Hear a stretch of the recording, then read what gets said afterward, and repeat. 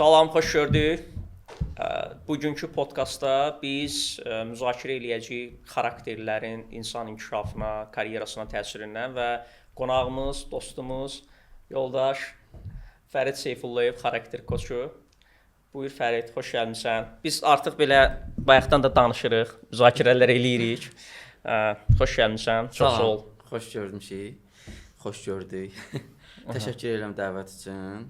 Burada olmaq, sizinlə müzakirə aparmaq çox xoşdur. Aha, amma gəl rahat olaq da səninlə də. Yəni tamam. Ərdə necə isə burada da elə. Hə. Okay. Fərid, biz artıq bir 7 ildən çoxdur ki, bir-birimizi tanıyırıq, fəaliyyətimizi izləyirik. Bəli. İndi mən istəyirəm ki, biz başlayaq danışaq. Ümumiyyətlə insan inkişafında xarakterin rolundan. Bəli. Və sən sistem adamsan, sistematik olaraq bilirsən də. Ona ilkin olaraq sən öz fəaliyyətin haqqında, bu məsələnin insanlara təsirləri haqqında bir məlumatı ver, bir növ maarifləndirici olsun. Sonra biz artıq diskusiyaya keçək və mən istəyirəm ki, biz bunu debat formasında aparaq. Etiraz eləmirsən? Məmnuniyyətlə, çox gözəl. Bəli. Bu xarakter məsələsi çox önəmli nöqtədir. Nə baxımdan? Ən sadə bir şeylərdən başlasaq, hər bir şeyin bir instruksiyası var. Bir qaydası olur. Azca bir xaladenik alırıqsa, soyuducu alırıqsa onun instruksiyası var. Televizor alırıqsa instruksiyası var. Hər bir şeyin instruksiyası var. Və düşünün ki, insan boyda böyük bir varlıq dünyaya gəlir instruksiyasız. Sadəcə sistemsiz gəlir, geniş yayılmış bir nəzəriyyə var da, insan mühit yetişdirir. Genetikadan nəsə keçir, qalan da mühit yetişdirir. Və bu zaman xaosun başlanğıcı qoyulur. Yəni bir insanı mühit yetişdirirsə, onda belə çıxır ki, bu mühit sakit mühitdirsə, burada sakit olacaq. Sabah düşəcək tələbə mühitinə, orada səs-küylü olacaq. O birisi düşəcək ciddi mühitə, orada analitik olacaq. Bu zaman insan özü itər. Bunun mənası, məqsədi kökü ondan ibarətdir ki, bizim doğuşdan bir qəlibimiz var, mizacımız, bir sistemimiz var. Bu doğuş dediyin onda genetikadan gəlir də bu misal. Bəli, bununla izahı ilə bağlı belə deyək, bəzi qaranlıq məqamlar var. Nədir? Tam bunu izah eləmək mümkün deyil. Elm hələ bunu tam izah eləyə bilməyib ki, doğuşdandır, okey? Müəyyən bir faizi genetikadır. Amma biz bilmədiyimizdə məqamlar təsir göstərir anadan gəlmə xarakterin formalaşmasına. Amma əsas dominant xüsusiyyətlər genetikadan keçir. Yəni burada da çox ehtiyatlı olmaq lazımdır. O demək deyil ki, atam belədirsə mən də beləyəm. Məsələn, sadə bir nümunə deyim ki, mənim oğlum məntiq tipidir. Nəslimizdə yaxın ətrafı araşdırıram, heç kimdə tapa bilmirəm bu tipi. Yəni artıq daha arxa nəsillərə gedir. Yəni ona görə də necə çıxmağı, hansı şəkildə çıxmağı biraz sual mövzusudur. Bu bizim konkret olaraq performansımıza təsir göstərir. Performans həyatın hər anında var da. Yəni biznes, karyera, münasibətlər, yoxsa yalnız bir istiqamətdə. Yəni bizim bütün həyatımızı formalaşdırır onda o dediyin məsələ. Yəni bunu hər şeydə biz ifadə edirik, göstəririk də, hər şeydə. Mütləq şəkildə. Təsəvvür edin, mən uşağam və artıq dünyaya reaksiya verməliyəm axı. Dünyadan məlumat yığmalıyam, informasiya almalıyam. Nə cür informasiya alacağam? Ancaq maddi informasiya, yoxsa ancaq mənəvi, yoxsa ikisinin də qarışığın? Yoxsa birində dominant olmalıdır. Və araşdırmalar göstərir ki, birində dominantdır. Uşaqlara baxsaq, bəzi uşaqlar maddi nöqtələrdə takılıb qalıblar, ilişiblər, ancaq maddi nöqtələrləndilər. Yəni hər şeydə məsələn geyim, keçim, bəzənmək və yaxud da aldıqları aksesuarlar, oyuncaqların çoxluğu. Amma bəzi tiplər də var ki, uşaqlar 1-2 oyuncaqla saatlarla çəkilmədən onu ilə oynayır. Niyə? Çünki orada mənadır insanın deyənə. Orada məna ilə oynayır. Yəni bu da həmin bu sistemdə xarakter sistemdə doğuşdandır.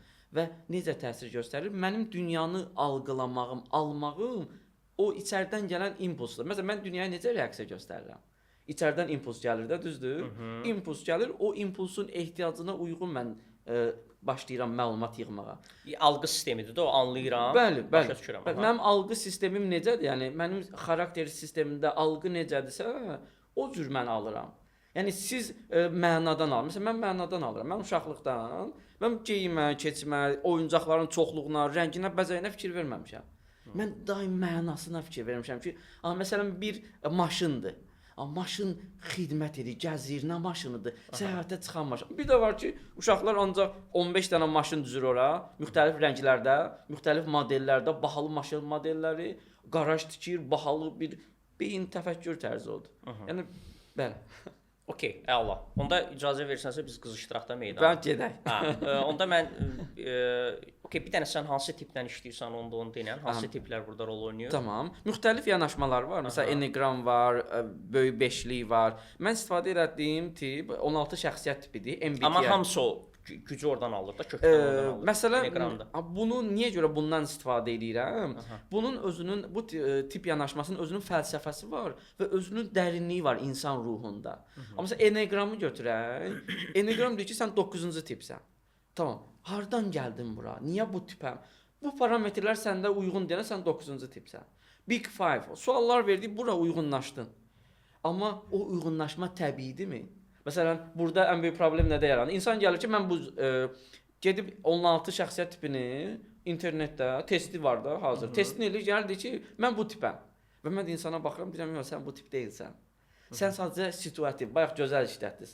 Situativ olaraq həmin ana uyğun ruhi halımdan uyğun olacağı verirəm, sual oradan çıxardıram özümü. O həqiqətim deyil axı. Aha, onda mən onu necə təyin eləyəcəm? Sən baxarkən təyin eləyə bilirsən, nəyə əsasən hansı kriteriyalarla təyin eləyirsən? Burada belə deyək, bu mənim xarakterimin üstünlüyüdür əslində. Xarakterimin üstünlüyü mütləq davranış bir qəlbi var, danışdığı söz, düşüncə, nə? Bu da yenə də xarakter məsələsidir. Necə? Məsələn, insanlar informasiyanı hardan alır? Məsələn, siz informasiyanı alırsınız hadisədən, prosesdən, məntiqdən. Düzdür? Mən informasiyanı alıram hissdən. Yəni bir insan gəlir, danışırıq. Heç danışmamış belə onun hissi mənə informasiya verir. Aurası da belə. Bəli, enerji olaraq və mən müəyyən edə bilirəm ki, bu insan öz xarakterindədir yoxsa yox. Xarakterindən çıxıb yoxsa yox. İndi sən o xarakterində mən sistem deyirəm də, yəni insan öz sistemindədirmi? Bax indi mən sənə bir o meydanı qızışdırmaq üçün sən necə? Buyurun. Məmnuniyyətlə. Bax mən də deyirəm, genetikanın təsiri var. Bəli. Biz bu ölçə bilmirik. İnsanların işləyərkən bunu görürük. İkinci yerdə gəlir, amma mənim üçün üçüncü yerdə gəlir mühit, o genetika ilə mühiti birləşdirən amil ailədir. Və ilk olaraq mən təməl ixtisasım psixologiyada bilirsən, o anadan, atadan almaq məsələsi var da, nə alırıq. Bax, indi mən insanlarla işləyirəm, bir dənə çox möhtəşəm bir məqam var. Bunu son 2 ildə mən müşahidə elədim. Biz heç bir zaman bunu bir etiraf etmək bəlkə də doğru olmaz. Uğurlu insanlarla işləmirik. Uğurlu insan bizim yanımıza gəlmir. Sən get psixoloqlarla danış. O insanlar, bax gör onların yanına uğurlu insanlar gəlirmi? Problemli insanlar gəlir də, yəni problem yox. Və orada müəyyən bir təcrübədən çıxış eləyir. Onun təcrübəsi həmin o insanların çalışmasıdır. İndi bizim də təcrübəmiz odur ki, biz baxırıq ki, bizə maraqlıdır da, heç bir kimin yanına getməyən, xoşbəxt, həqiqətən uğurlu bir insan, tamamlanmış bir insan sənin məntiqinlə onda o xarakterini dərk edib öz sistemində olan da, elə deyilmi? Okey. Mən deyirəm ki, o xoşbəxt ailədədir ona görə. İndi sənin məntiqinlə o hansı formada çıxır ki, sistemindən ki, nə vadar eləyir ki, biz hamımız dəyişirik, öz sistemimizdə oluruq. Nələr təsir göstərir bizə? Bir bu, amma burada bir istisna var ki, mən deyirəm ki, burada ailə önəmlidir, anadan, atadan alınanlar önəmlidir, təməl olaraq. Burada sənin yanaşman necədir? Burada təsir olurmu, yoxsa necə? Yəni, necə olur ki, mən çıxdım da sistemimdən? Nə baş verdi? Çox sadə bir prosesi izah elə. Bir tipi götürək, idealist tipin, onun üzərindən gedək. Bu idealist tipi... Üzr istəyirəm, sən mənim dediyimlə razısan da, o xoşbəxtlik, uğurluq məsələsi çıxanda o xoşbəxt uğurlu olmur da. Yoxsa necə? Orada biraz mübahisə eləyə bilərəm. Niyə? Biz xoşbəxt gördüyümüz insanlar, özlərini xoşbəxt sayan insanların 90% xoşbəxt deyillər. Sadəcə öz qəliblərinə girib orada belə deyək də, özləri komfort alan yaradıblar və niyə görə deyirəm bunu? İndiyənə kimi apardığım müsahibələr, müşahidələr, konsultasiyalar, insanlar Bakıda da kifayət qədər uğurlu insanlarla danışmışam, biznesmenlər, yəni CEO-lar, menecerlərlə. Bu insanlar başqaları üçün ideal insanlardır, xoşbəxt insanlardır. Amma onların detallarına gedəndə, yəni daxillərinə gedəndə artıq başqa nöqtə çıxır ki, sadəcə bir qəlibə salıb oturublar orada. Amma ruhən rahat deyillər, öz xarakterlərində deyillər, aramlıqda deyillər. Bunu ancaq sən kim adam başa düşür də, başqası başa düşməyəcək. Başqası başa düşməyəcək. Yox, bu bir. İkinci də mənim missiyam odur, ona görə başa düşürəm. Üçüncü nöqtə isə axı insanın özü də itirir. İnsan özü bir qəlibə salıb xoşbəxt qəlibinə, amma 3 sözdən sonra, 5 sözdən sonra artıq dağılır o qəlib. Onu sən edə bilirsən də, yəni. Bəli, mütləq, yəni iş ondan. Onda sən mənim dediyim ailə məsələsində necədir? Ailə məsələsi, yəni o qəlib hardan çıxdı da? Yəni necə oldu o? Tamam. Bu bir sadə bir sistem. Təsəvvür edin, bu real nümunəni danışacağam. Bir idealist tipdir. İdealist tipdə hansı tipdir? Xəyalpərəst, öz dünyası var, çox empatikdir, təkliyi sevir, xaotikdir. İnsanlar onu tənbəl tanır. Belə bir tipdir. Və başlayır bu tip uşaqlıqdan, axı instinkt olaraq, impuls olaraq alır ki, insanlara kömək elə, faydalı ol, empatiya göstər, ruhundan gələn, mizacından gəlir. Başlayır kömək eləməyə. Nə baş verir? İnsanlar bundan istifadə edirlər. Axı rahatda əl çatandır. Və Onun sistemi kömək eləməkdir. Bəli, onun sistemi kömək edir. 5, 10, 15 dəfə, amma ondan süni istifadə edirlər, incidirlər və istifadə edib ona qarşı təhqir edirlər, onu əzirlər. Artıq şuur altında Sən düşünürsən ki, onda mühit dəyişir də bunu. Bəli. Amma burada bəxt məsələsi rol oynayır da. Bunun bəxtinə yaxşı insanlar və yaxşı mühit məsələsi. Burada bəxt deyil əslində. Onda nədir o? Yəni məsələn burada fəlsəfə girəcək ortaya. Bir qədər razılaşmaya biləcəksiniz. Hər bir insanın olduğu mühit onun inkişaf yeridir. Kim hansı mühitdədirsə, ona görə o mühitdədir ki, o mühit onun inkişafı üçün ən möhtəşəm mühitdir. Bəs yaxşı onda şəxs onu idarə eləmək üçün burada məntiqi tam başa düşmədim. Aha, din. Şəxs idarə eləmək üçün nə etməlidir? Tamam. Yo, mən deyirəm ki, şəxs onda özü idarə eləməlidir də onu prosesi. Tamam. Bəs burada müəllim, burada valideyn missiyası var. Oyaq müəllim və oyaq valideyn o uşağı yetişdirməli idi. 1 yaşa qədər, 15-16 yaşa qədər. Onda mənim dediyim məntiq doğrudur da. Bayaq dedim ki, valideyn orada rol oynayır da, ailə faktoru.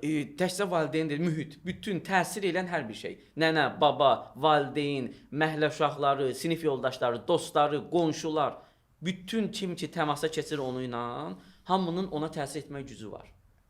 Və bunun da nəticədə əzildiyi bu uşaq.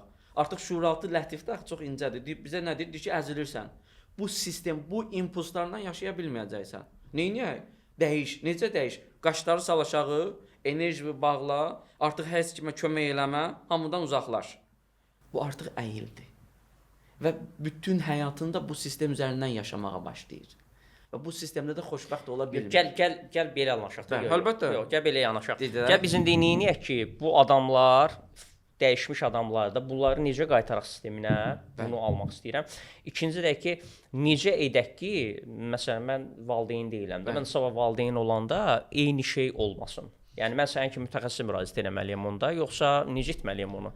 Onun qaydaları varmı xüsusi olaraq? Əlbəttə. Zaten Məsələn mənim orada yanaşma budur ki, insan böyük doğuldu, mühitdə rahat sərbəst olmalıdır, ona toxunulmamalıdır ki, sistem özünü formalaşdırsın. Mənim yanaşmam budur. Amma sən desən müdaxilə olmalıdır. Mütləq. Baxın, təsəvvür edin, həmin o uşaq, bunu əsaslandır da. Əlbəttə əsaslandır məmnuniyyətlə. Həmin o uşaq ki, xəyalpərəstdir, öz dünyasındadır, ona heç kim toxunmur. Hamı dəstək olur ona.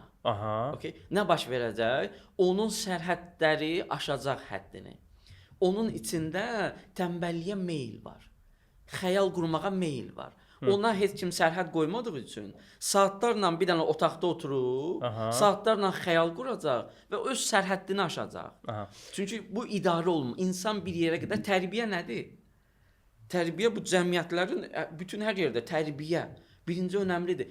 Bizə xarakter ki var, mizac sistemi ki var, bu xam maldır, hazır məhsul deyil. Tərbiyə biz onu xam mal, məhsula çeviririk. Bəli.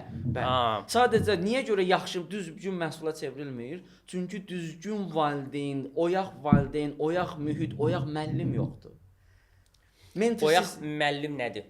Oyaq müəllim fərqində olan müəllimdir. Oyaq müəllim o müəllimdir ki, özünü dərk eləyir. Birinci öz sistemini başa düşür. Bəli, öz sistemin başa düşür, hisslərini idarə edir. Sinifə gələndə uşaq onu ilə, indiki uşaqlar axı məzələnməyə meyllidir. Uşaq onu ilə məzələnəndə o narahat olmur. Niyə? Çünki bura yetişdirməyə gəlib axı. Onu sığallayır və yönəldir. Real bir nümunə deyim. Bakı Dövlətdə dərsə girmişəm. Mən də belə görüntü olaraq da wow effekti vermədiyim üçün gəlmişəm və gördüm bir uşaqlar biraz tərpəşirlər və biri qayıtdı ki, müəllim ayaqqabı Dolce Gabbanadandır.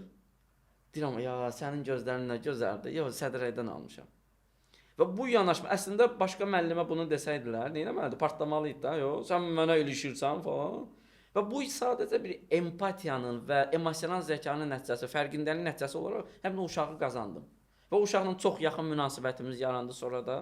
Yəni bir insan özünü dərk eləməlidir ki, ətrafdan gələn o vibe'lar, enerjilər onu dəyişməz. Çünki insanı özü müəyyən edir, heç kim müəyyən eləmir. Kimsə mənə desə ki, sən uğursuzsan, deyirəm tamam.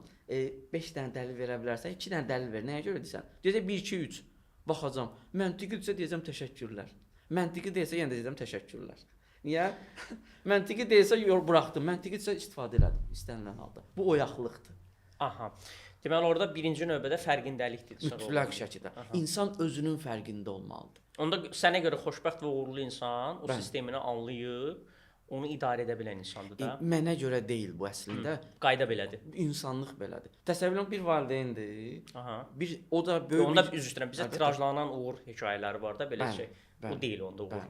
Baxın, bir uğurun meyarı nədir? Yəni belə deyək, bu individual, mənə görə individual anlaşılır, amma individual deyil. Sən deyirsən ki, sistematikdir də, yəni qayda budur. Sistematikdir, amma eyni zamanda individuallıq var orada. Nədən? Sənin ruhundan gəlir axı o. Yəni xoşbəxt nə vaxt olursan? Sistemin işləyəndə, təbii sistemin işləyəndə, enerjin axanda. Aha.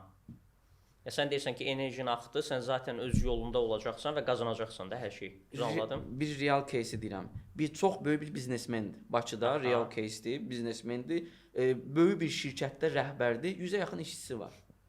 Tamam. 100-ə yaxın işçisini idarə edir. Və çox gözəl imkanı da var, hörməti də var, tanınır da, biznesi falan, network şəbəkə. Amma daxilində bu iş onun işi deyil. Niyə? Çünki o qədər insanla işləyə bilməz. O boyda enerjisi yoxdur və məcburdur süni olaraq ruhunun enerjisindən yandırsın. Təsəvvür edin, insanın enerjisi bölünüb axı. Necə? Məsələn, bir hissəsi hobbiyə getməlidir, bir hissəsi ailəyə getməlidir, bir hissəsi işə getməlidir, bir hissəsi istirahətə getməlidir. Bölünməlidir də. Sən bunu qayda olaraq deyirsən. Yox, normalda elədir də. İnsan enerjisi. Sən bunun tərəfdarısan da, yəni. Əlbəttə insan enerjisi paylanmalıdır. 100 il öncə, 500 il öncə belə deyildi. Onda deməli bizim davranışlarımız mühitə görə dəyişir də deməli.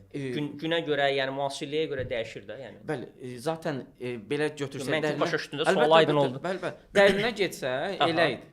Zaten həmin mühitə uyğunda hamı xoşbəxt idi orada. Həmin mühitdə, həmin xarakterini eləyə biləcəyi nə varsa onu eləyirdi. Və hər şey daha təbii idi, yəni. İnsanlar ən böyük problem nədədir? Təbiiliyin pozulmasındadır. Bu anda, bu dəqiqə insanlarda təbiilik pozulub deyənə, heç də yerində. İnsanlar öz sistemində deyil, öz xarakterində deyil. O insan ki oturub kitab yazmalı idi. O insan ki dünyanın ən məşhur romanını yazmalı idi. Hal-hazırda oturub hardasa 100 nəfəri idarə edir. Bu təbiət pozuldu. O insan ki oturub 100 nəfəri idarə eləməli idi. Gedib bir yerdə oturub rəsm çəkir. Bu balans sistem pozulub. Yaxşı. Mən də bu cür insanlarla işləyirəm. Başa düşürəm. İndi orada sualları verəcəm. İndi gəl onda qayıdaq arxaya ki, bunu kim düzəldə bilər? Dedin aydınlanmış valideyn, müəllim, mentor, yəni fərqində olan. Yaxşı, sən bu fərqində olanı açdın ki, bu fərqindəlik də odur ki, bu şəxs öz sistemini anlayır. Fərqindəlik budur. Bəs yaxşı, mən deyək ki, mentoram. Mən öz fərqindəliyimi necə anlayacağam ki, hamımız deyir ki, fərqində olduqda. Bunun meyarı necədir? Yəni mən onu hansı davranış ölçüsü ilə görəcəm ki, mən həqiqətən də fərqindəyəm. Ortada hansı nəticə olacaq bu? Super sual, möhtəşəm sual. Təşəkkür edirəm suala görə. Bax, birinci nöqtə kənar baxışdır. Mütləq insana kənar baxış olmalıdır. Sənin kimi bir adam baxışır. Bəli. Niyə görə? Çünki şuuraltı bizi yayındıra bilir. Deyir, necəsən, rahatsan, aramsan, düşüncələrin, hisslərin, peşən, işin, maliyyən, nə lazımdır? Bu fərqindəlik nə edirsən? Okay. Amma kənar baxır bir dənə sizə. Deyir ki, Orxan bəy, mən sizin bir videonu izlədim, bir podkast idi və yaxud da bir debat idi. Orada çox əsəbləşmisiniz. Niyə əsəbləşirsiniz ki? Yəni hər bir kəs öz fikrini deyir də. Fərqində olan insan əsəbləşmir. Bu fikir mübadiləsidir. Bu bir meyardır. Yəni siz öz hisslərinizə diqqət eləsəz, məsələn, hər axşam başqa bir meyar, hər axşam günün bir dənə tuturuq ki, bu gün nə baş verdi? Günün analiz eləyirik. Hirsləndin. Neçə şeyə hirsləndin? 3 şeyə.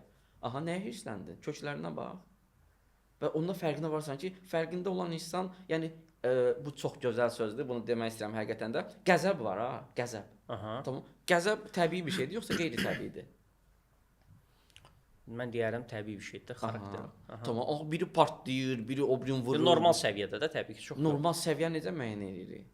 Nə əsas? Məsələn, sən necə düşünürsən? Hansı kriter əsasında müəyyən etsən bu normal əsəbdir? Dalaşa bilər. Yox, mənə görə belə bir yanaşma var ki, məsələn, tutaq ki, aqressiya götürək də. Aqressiya patoloji səviyyədə olmamalıdır, amma normal səviyyəsində ola bilər də. Onun məsələn bu əslində müdafiə mexanizmasıdır. Deyək ki, Pünhan işini yaxşı görmür. Mən ona bir aqressiya göstərməliyəm ki, o növbətdə işini yaxşı icra eləsin. Etməsəm, mənim yanaşmam budur da. Axırıncı dəfə təbii hirslənmirsən, yoxsa qeyri-təbii? Nədir təbii və qeyri-təbii? Sənin nəzərində də maraqlıdır sadəcə olaraq. Yox, mən qeyri-təbii çox sevmişəm. Burada təbiiylə işim yoxdur. Burada çox incə bir dənə meyar var. Nədir meyar? Baxırıq, hadisə. Bir dənə hadisə. Mən burada deyirəm ki, bu birbaşa travmalarla əlaqəlidir. Əlbəttə. Burada prosta mən necə axşam oturmuşam, analiz edirəm ki, 3 dəfə əsəbləşmişəm, özümü tanımaq istəyirəm axı. Fərqindəlik yaşamaq istəyirəm. Deyirəm ki, normaldır da, görmüsən mənim sözlüyüm, mən cavabımı qaytarmalı idim də. Bunu mən necə müəyyən edim ki, bu normal idi, həddində deyildi. Bunun sadə meyarı var. Bax hadisəyə.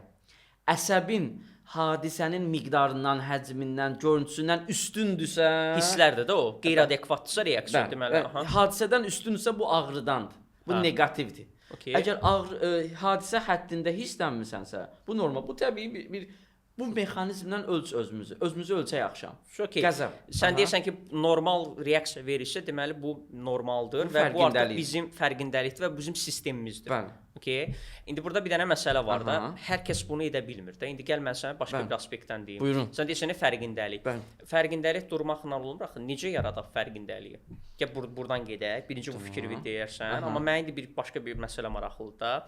Misal üçün, belə bir qaydalar var. Psixologiyadan da yəni ki, çox kiman məlumatım var. Məsələn, bir insan tənqidə dözümlülüyü yoxdursa, bizim beynimiz iki şey üçün addım atır. Məsələn, biz podkast çəkirik, bizim iki şey üçün bunu edirik. Mükafat və həzz. Burada həzz alırıq və sonda mükafat istəyirik ki, bizə kimsə baxsın, ya hansısa bir formada yekun budur da. Eyni zamanda beynin təməl sistemi isə təhlükəsizlik və performans üçün dizayn olunub mənə görə. Yəni mənim gördüyüm öz təcrübə, bu obyektivlik deyil də. Yəni biraz da oxuduğum falan, bu nə dərəcədə elmi araşdırmalar aktualdır, bu məsələ də var. İndi burada belə bir yanaşma çıxır ortaya ki, yaxşı, bir insan atıram bir şəxsdə məsələn mən baxıram ki, tənqidə adekvat deyil. Mən sıraz başa düşürəm ki, sənin dediyin kimi də kənardakı burada problem var. Deməli uşaqlıqda bunu ya bir şeyi çox yaxşı eləyib, tərifə ehtiyac duyub, bax onun sistemi təriflənməyə ehtiyac duyub, təriflənməyibdir. Beyin onu lockdown eləyib də bir növ qorumaq üçün yeni bir müdafiə mexanizması yaradır, sistemi qorumaq üçün, sən dediyin məntiq. Tənqiddən qoruyur. Mükafat verə bilmir, amma tənqiddən qoruyur daimi və başlayır qeyri-adekvat reaksiya vermə. Amma əslində o insanın təməlində mən baxıram ki, o adamlar tənqid açıqdır və tənqid onu inkişaf etdirir. Təbii ki, konstruktiv tənqiddən söhbət gedir də. Yoxdur. Amma bu adama bunu anladana qədər çox ciddi şəkildə bu qısa zamanda alınmır da. Çünki oturuşur axı sistem. Bax dediyin sənin sistem məsələn çıxır sistemindən. İndi necə edək ki, bu adama biz bu fərqindəliyi yaşadaq? Həqiqətən də olsun. Fərqindəlik deməklə olmur da. Əlbəttə. Bu çünki sən deyirsən ki, başa düşdüm sizi gedir başqa şeydir. Yəni o deyil yəni. Bəli. Dünya ilə bağlı belə bir statistika var, qeyri-rəsmi də amma var. Dünyanın 95% fərqində deyil. Və bunu mənim dünya təcrübəmdə də bunun şahidi oldum ki, Amerikadakı professor, İsveçrədəki müəllim, Çindəki rəhbər də belə. Hamımız yatmışıq yəni belə. Bəli. Burada fərqindəlik məsələsi ən sadə nöqtədən başlayırıq. Əgər özümüzə bir telefon alırıqsa, telefonu nə edirik? Dostdan soruşuruq.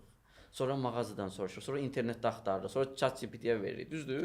Bütün məlumatı aldıq da, sən narahatsansa, bunu dinləyən dostlara deyirik, sən narahatsansa, görürsən ki, nəsə qaydasında deyilsə özündə, başla araşdırmağa da.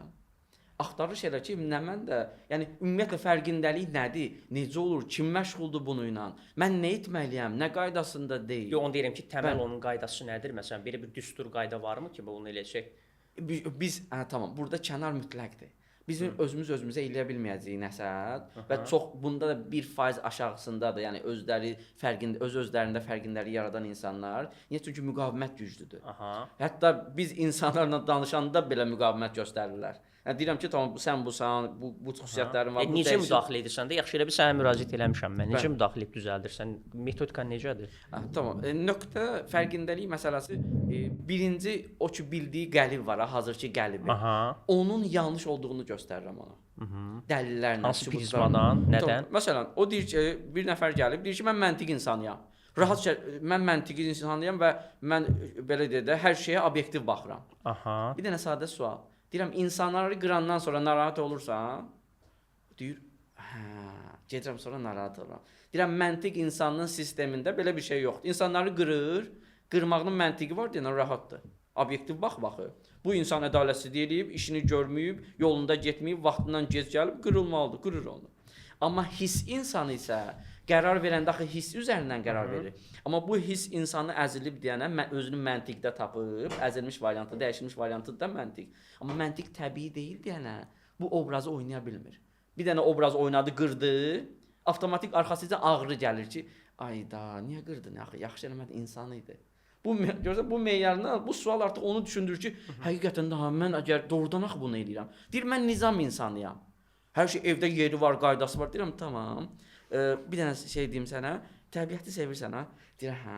Deyirəm, təbiətə çıxanda ağaclarla, meşələrlə, buludlarla danışırsan, bir seyr eləyə bilirsən. Deyirəm, eləyirəm. Deyirəm, nizam insanı bunu eləyə bilməz. Niyə? Çünki nizam insanı sərhəddədir. Ora ancaq xaos insanı, yaradıcı insan, axtarışçı insan, beyni sərhədsiz insan gedə bilir ora. Bu meyarların artıq, deyir, mən ekstravertəm. Deyirəm, necə? İstənilən mühitdə rahatam, girirəm, çıxıram, danışıram. Deyirəm, tamam. Bir mühitdə nə qədər qala bilirsiniz? Deyir, bir saatdan sonra yoruluram. Deyirəm, təzə mühitdə sakit durub müşahidə edib sonra daxil olursunuz mühitdə danışmağa. Deyir, hə, mütləq. Sakit durmalıyam, baxmalıyam, insanları tanımalıyam sonra. Deyirəm, bu introvert, enerjisi daxildə olan insanlardır. Ekstrovert mənəm. Tanıdım, girdim, oley, gəldi, necəsiz? Səhərdən axşama da danışmağa hazıram.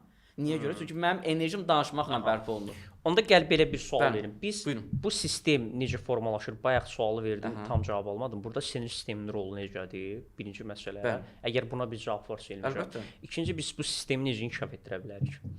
Sistemi mən dərk elədim, sistemi necə inkişaf etdirim? Bu sistemi inkişaf etdirmə mənə nə verəcək? Bu təbii sistemdir. Təməl hamı hüzur axtarır, hüzur verəcək mənə. Nədir o hüzur? Harmoniya yaradacaq. Məndə nə edəcək? Okay, tamam. Bax, ümumiyyətlə birinci nöqtə lap əvvələ qayıdaq. Biz insanıq, düzdür? Nə istəyirik? Nə üçün yaşayırıq? Bu sualdan başlayır hər şey. İndividualdır yoxsa ümumi? Yox, zaten hamının yaşamaq hədəfi var. Bu dünyaya bir missiya ilə gəlmişik biz. Doğuşdan bir missiyamız var. Mən bu dünyaya gələndə müəllim kimi doğulmuşam. Niyə görə? Burada bir dənə çox gözəl məntiq var ha. Əgər bu doğuşdan heç bir insanın mizacı, qəlibi və missiyası olmasaydı, bu dünya xaos olardı. Necə xaos olardı? Təsəvvür edin, mən doğulmuşam, bilmirəm mənə nə olacam. Gedirəm, məsələn, anam həkimdir, mən həkim olacam. Getdim həkim oldum. Axı ruhumda o sistem yoxdur. Həkim oldum, sabah görürəm ki, ay yox, həkimlik sıxdı məni. Hara gedirəm? Biznesə gedirəm. Getdim biznesmen oldum. Sonra biznesmen ondan sonra bir həftə sonra dedim ki, ay yox, mən rəssam olacam. Bu nizamla, bu qayda ilə getsə, dünya o qədər qarşılaşır ki, elə adam. Amma dünya bunun gözəl, bax bu cavab da əslində. Təsəvvür edin ki, bu müəyyən faizdir belə, ağrıyan insanlardır belə. Amma qalan insanların müəyyən bir faizi də öz yerində daxı. Disiplin o belə də doğuş missiyasını icra edir axı. Ağrı ilə icra edir, nə ilə edir, amma edir. Yəni ona görə də bu bizə nə üçün lazımdır? Həyatın birinci sualına cavab vermək üçün lazımdır ki, mən kiməm? Mən nə üçün gəlmişəm və nə yaşayıram? Və nə istəyirəm bu dünyada? Mən nədən o cəza nöqtəsi var ha, cəza deməli uzaqlaşmaq və yaxınlaşmaq. Nədən zövq alıram və nədən qaçıram? Bu nöqtələrdir insanı formalaşdıran. Və mən axı yaşamalıyam. Mental, ruhi həzz var. Hüzur nədir? Bu dəqiqə bir dənə hüzurlu insan tapa bilmirik. İnsanın milyonları var. Milyonları var. Amma aram deyil. Və mənə deyir ki, mən belə deyək də, artıq dərmanlar, narkotik tərkibli dərmanlar ataraq rahatlayıram. Amma halbuki bu dəqiqə həmin o insan, hamının hədəfidir. Hamının gözünün qabağında deyir, ayda onun üçün meyardır ki, bu çox xoşbəxt və uğurlu insandır. Amma daxilən hüzuru yoxdur. Ailəsi var, xoşbəxt deyil. Maddiyyatı var, xoşbəxt deyil. Gedir bir ay Avropa turuna çıxır, xoşbəxt deyil. Nədir bu hüzur onda? Özünü tap. Yəni o ki yaşayır bu günləri. O nəyin əsasında yaşayır? Qərarları öz qərarları deyil. Enerjisi öz enerjisi deyil. Məsələn, bu insan xaos insanıdır. O səhər-səhər özünü məcbur eləyib, hər gün səhər 9-6-dan işləyə bilməz. Tamam, amma sistem onu məcbur eləyir. Bu insan hər gün iclasda saatlarla vaxt keçirə bilməz.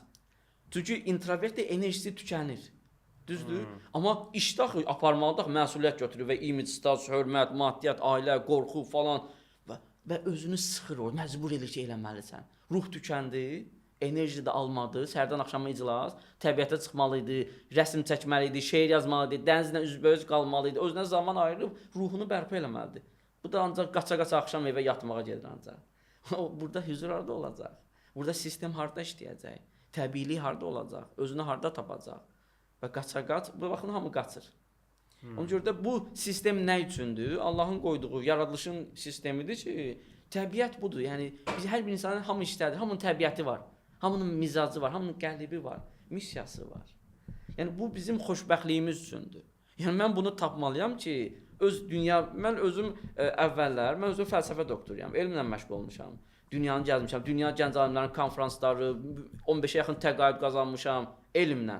Və 33 yaşında daxildən gələn bir səs ki, sən bu dünyaya ağacla, bitki ilə işləməyə gəlməmsən. Sən insan lazımdır sənə. Sən insan üçün gəlmisən bu dünyaya. Və bu da mənim dəyişim nöqtəm olur. Hər bir insan özünü orada tapmalıdır. Zaten 30 yaş və bir dənə də bunu da deyim, bir dənə çox maraqlı məqamdır. 30-40 yaş arası Allah Taala yaradan təbii dəyişim dövrü qoyub. 30 yaşa qədər insana imkan verilir ki, hər şeyi sına, narahat olma. Müxtəlif təcrübələr sına. 30-40 yaş arası insanın silkələnmə dövrüdür.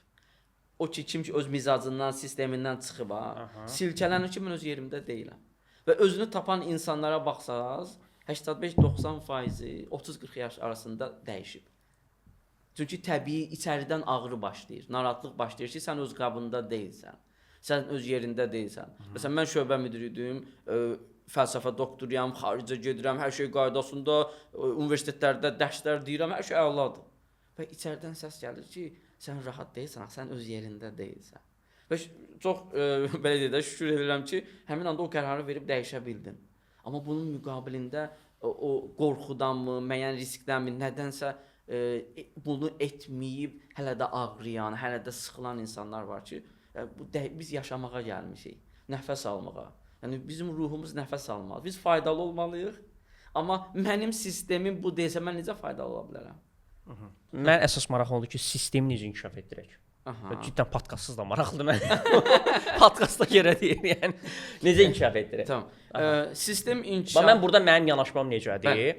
Mən deyirəm ki, potensial və performansda, və orada cavab verəndə suala cavab verərsən ki, o ən çox nəyə təsir göstərir? Mən deyirəm ki, travmalar potensialı bir cover eləyir də, yəni imkan vermir və performans enerji orada səhv istiqamətdə axa bilir. Hə.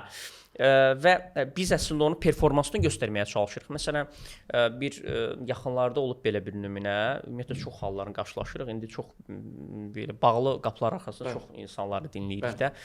Deməli, xanımın 42 yaşı var, gəlib uğurlu həqiqətən, yəni görüntü olaraq uğurludur, amma başa düşüb ki, bu deyil.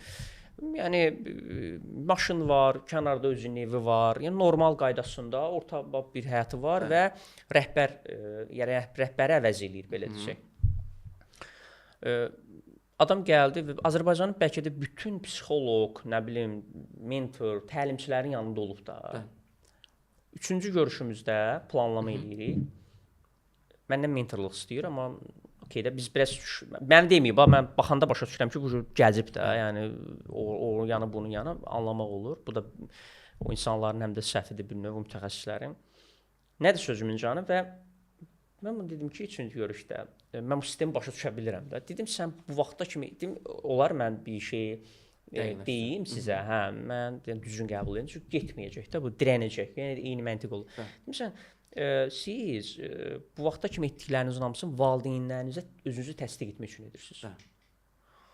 O dayandı, bir neçə keçdi, baxdı mənə, başa kimi ağlayacaq da və ağladı. Ağladı, bir 5-10 dəqiqə keçdi, ondan sonra gəldi oturdu. Mən bunu başa düşmüşəm artıq da. Niyə bildim üçün? Biz qayıdıb başa düşməliyik sistemimizi nədir bizim və sistemimizi tamamlamalıyıq. Biz elə məntiqlə baxırıq da, bütövləşməliyik. Sən bir puzzlesan, parçalanırsan, sistem olanda bütövləşirsən. Sən istəyirsən, mən bu məntiqlə baxıram da, git hardasa işləyirsən, nə işi görsən görgünən, yoxdur, lap ömrü bu şirkətdə işləyirsən, amma bütöv ol da, puzzle olma. Daim sən sistem dağılanda sən bir puzzle'ın bir hissəsi olursan. İndi mənim sualım odur ki, biz bu sistemi necə inkişaf etdirə bilərik? Sürətli formada. Bax, o insanlar gəlir, müəyyən bir yaş keçir artıq da.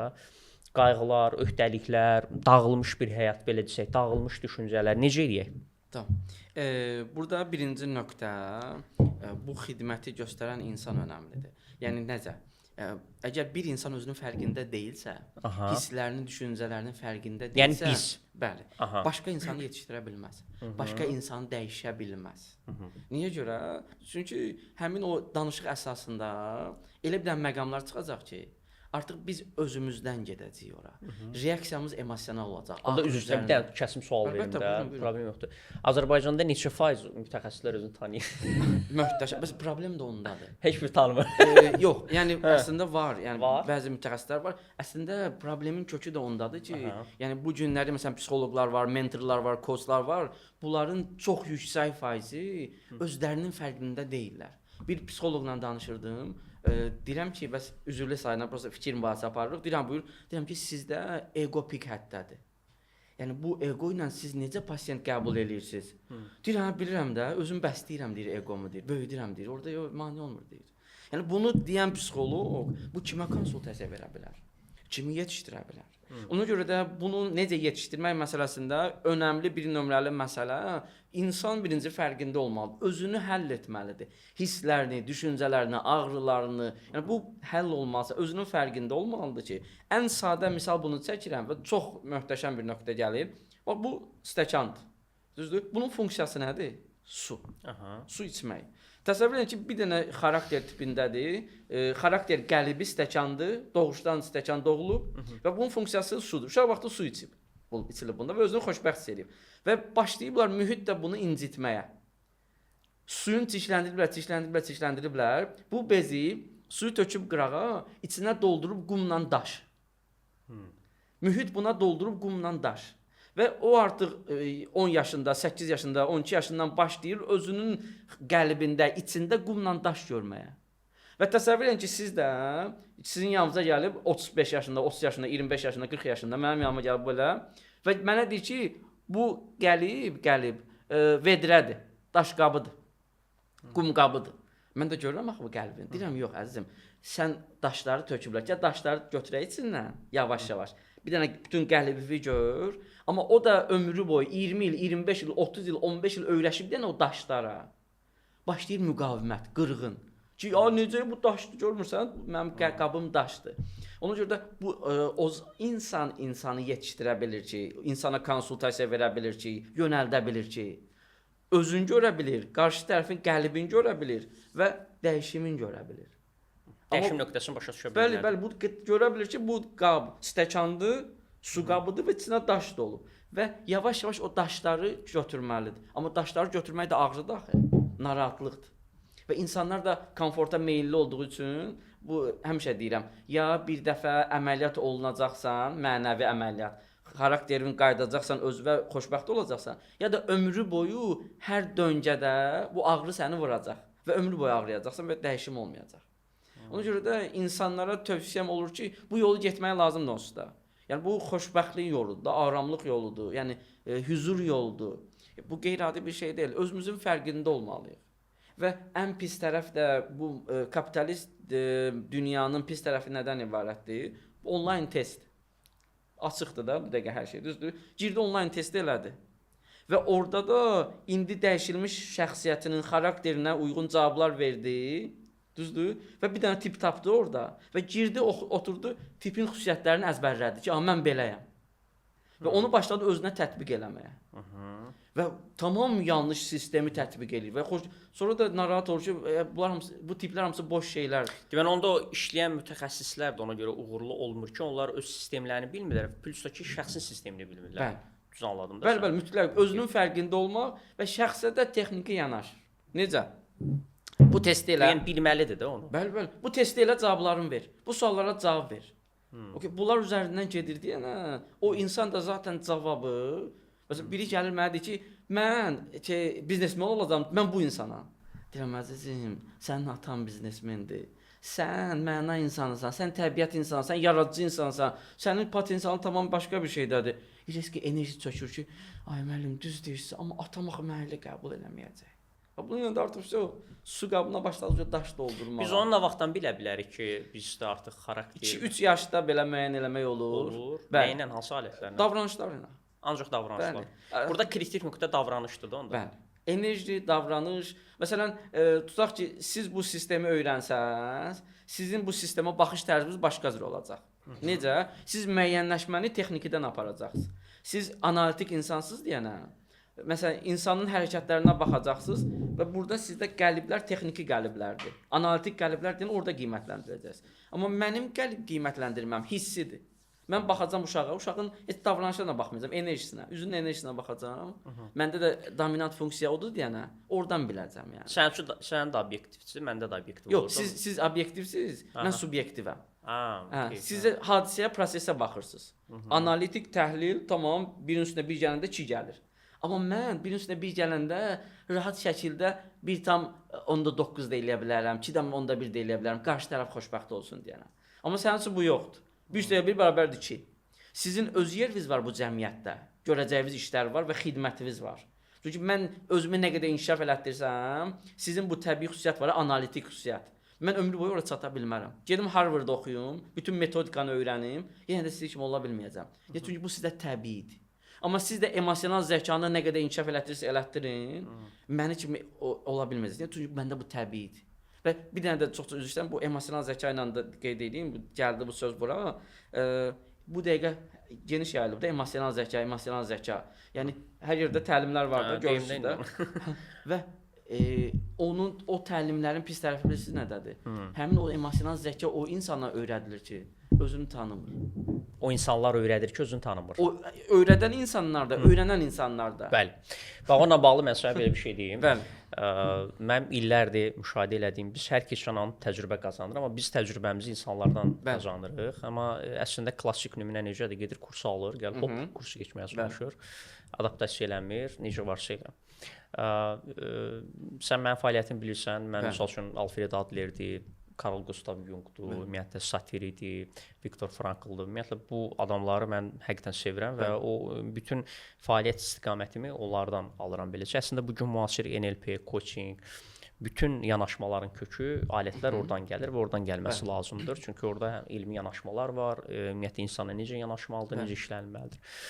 Və baxırıq ki, mən bu barədə bir yerə qədər subyektiv yanaşırdım. Bir yerdən sonra artıq bir ildən çoxdur ki, mən burada tam obyektiv yanaşıram ki, Azərbaycan sektoru üçün bax təlim məsələsindən gəldim. Ona görə mən başladım təlimçilik fəaliyyətində var, onu da azaltdım. Mən o mütəxəssis tərəfimi həmişə daha çox belə deyim yedirtmişəm. Digər tərəfi yox da. Və mən başa düşdüm ki, təlim obrazı keçərli deyil. Bax sistem məsələsinə görə. Düşün ki, mən 20 nəfəri yığıram bir araya.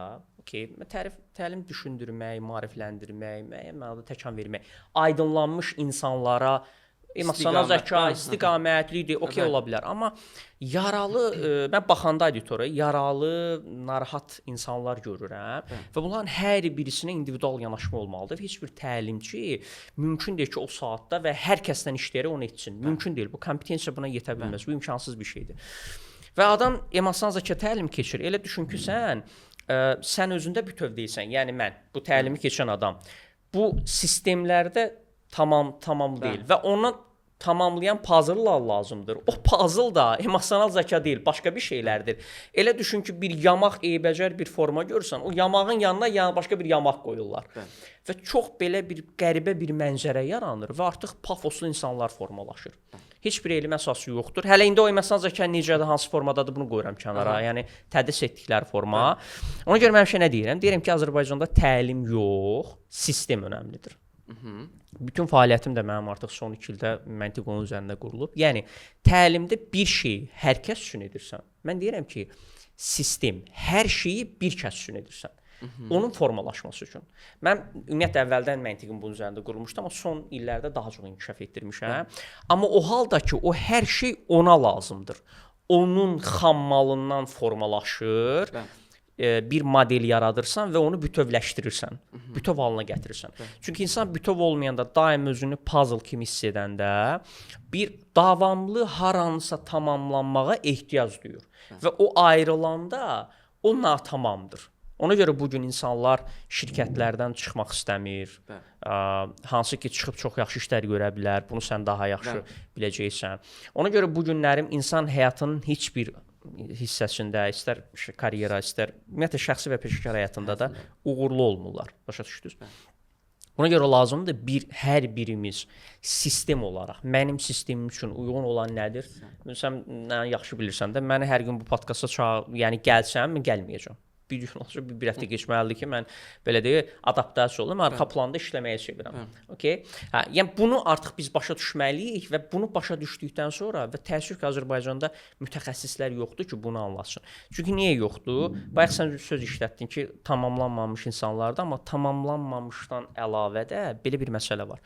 Bizim ölkəyə ümumiyyətlə alət olaraq bu alətlər lazımdır. Bax düşün, əslində mən tanıyıram, Azərbaycanda çox yaxşı uğurlu psixoloqlar da var. Amma ixtisaslaşa bilmirlər. İxtisaslaşma dediyim nədir? Tutaq ki, biri münasibət üzrə, biri performans üzrə, hansı istiqamətdə də deyək ki, təhsil göstərir. Bir də həqiqətən çox uğurlu insanlar var. Həqiqətən uğurludur. Hər birisi ayrı-ayrılıqda fəaliyyət göstərir, amma bir insana öz sistemini anlayıb uğur qazanmaq istəyir. Bunun ikisini bir arada verən adamlar yoxdur. Bunun ikisini bir arada etmək lazımdır. Bizim insanlarımıza bu lazımdır hal-hazırda. O dediyimiz məqam var təlim məsələsi. Mənim bu dəqiqə orada sənin fikrinlə mən çox maraqlıyam. Mən bu dəqiqə mən deyirəm ki, təlim demirəm olmamalıdır, amma məntiqli və effektiv deyil. Mən bu dəqiqə təlim sistemi, mən təlimlər də keçirəm. Fərdi də olur, korporativ də olur, görürsüz. Burada bir dənə önəmli nöqtə var. Dediyimlə razısan mən? Razı yox. Mən onu tətbiq edirəm hal-hazırda. Yəni xarakter üzərindən təlim. Yox, mən ümid edirəm. Sənin fəaliyyətin spesifikdir də, istisnadır. Bu dediyiniz nöqtə var ha. Məsələn, bir növbəti ayda yenə də bir təlim var, çağırıblar. Bu növbəti məsələ nədədir? Auditoriya çox kiçik olur, maksimum 10-12 nəfəri auditoriya götürürəm və təlimdən qabaq hər bir iştirakçı ilə onlayn və offlayn fərqi yoxdur. İndividual 10-15 dəqiqə danışıram. Okay, super. Bu xarakterləri müəyyən eləmək üçün. O insanların 10-12 nəfərin xarakterini müəyyən eləyirəm. Artıq təlimi mən xarakter üzərindən qururam. Məsələn, mən indi deməli növbəti təlim effektiv ünsiyyətlə bağlıdır.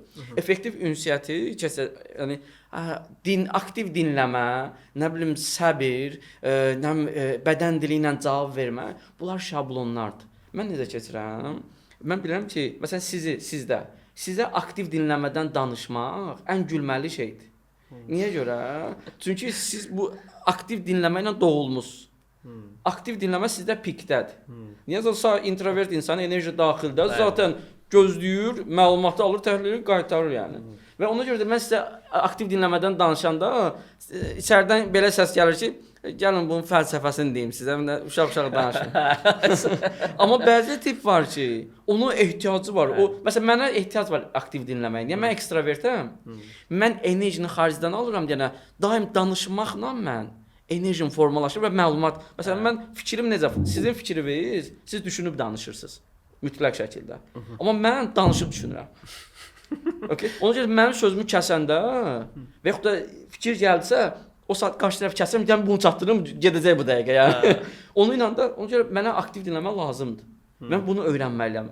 Metodika yanaşma inkişaf etdirməliyəm. Ona görə də bu dəqiqə etdiyim məhz həmin o məqamdır ki, emosional zəkanın da eyni şəkildə xarakter üzərinə kiçik qruplardan sırf toksikalara yönəlmiş.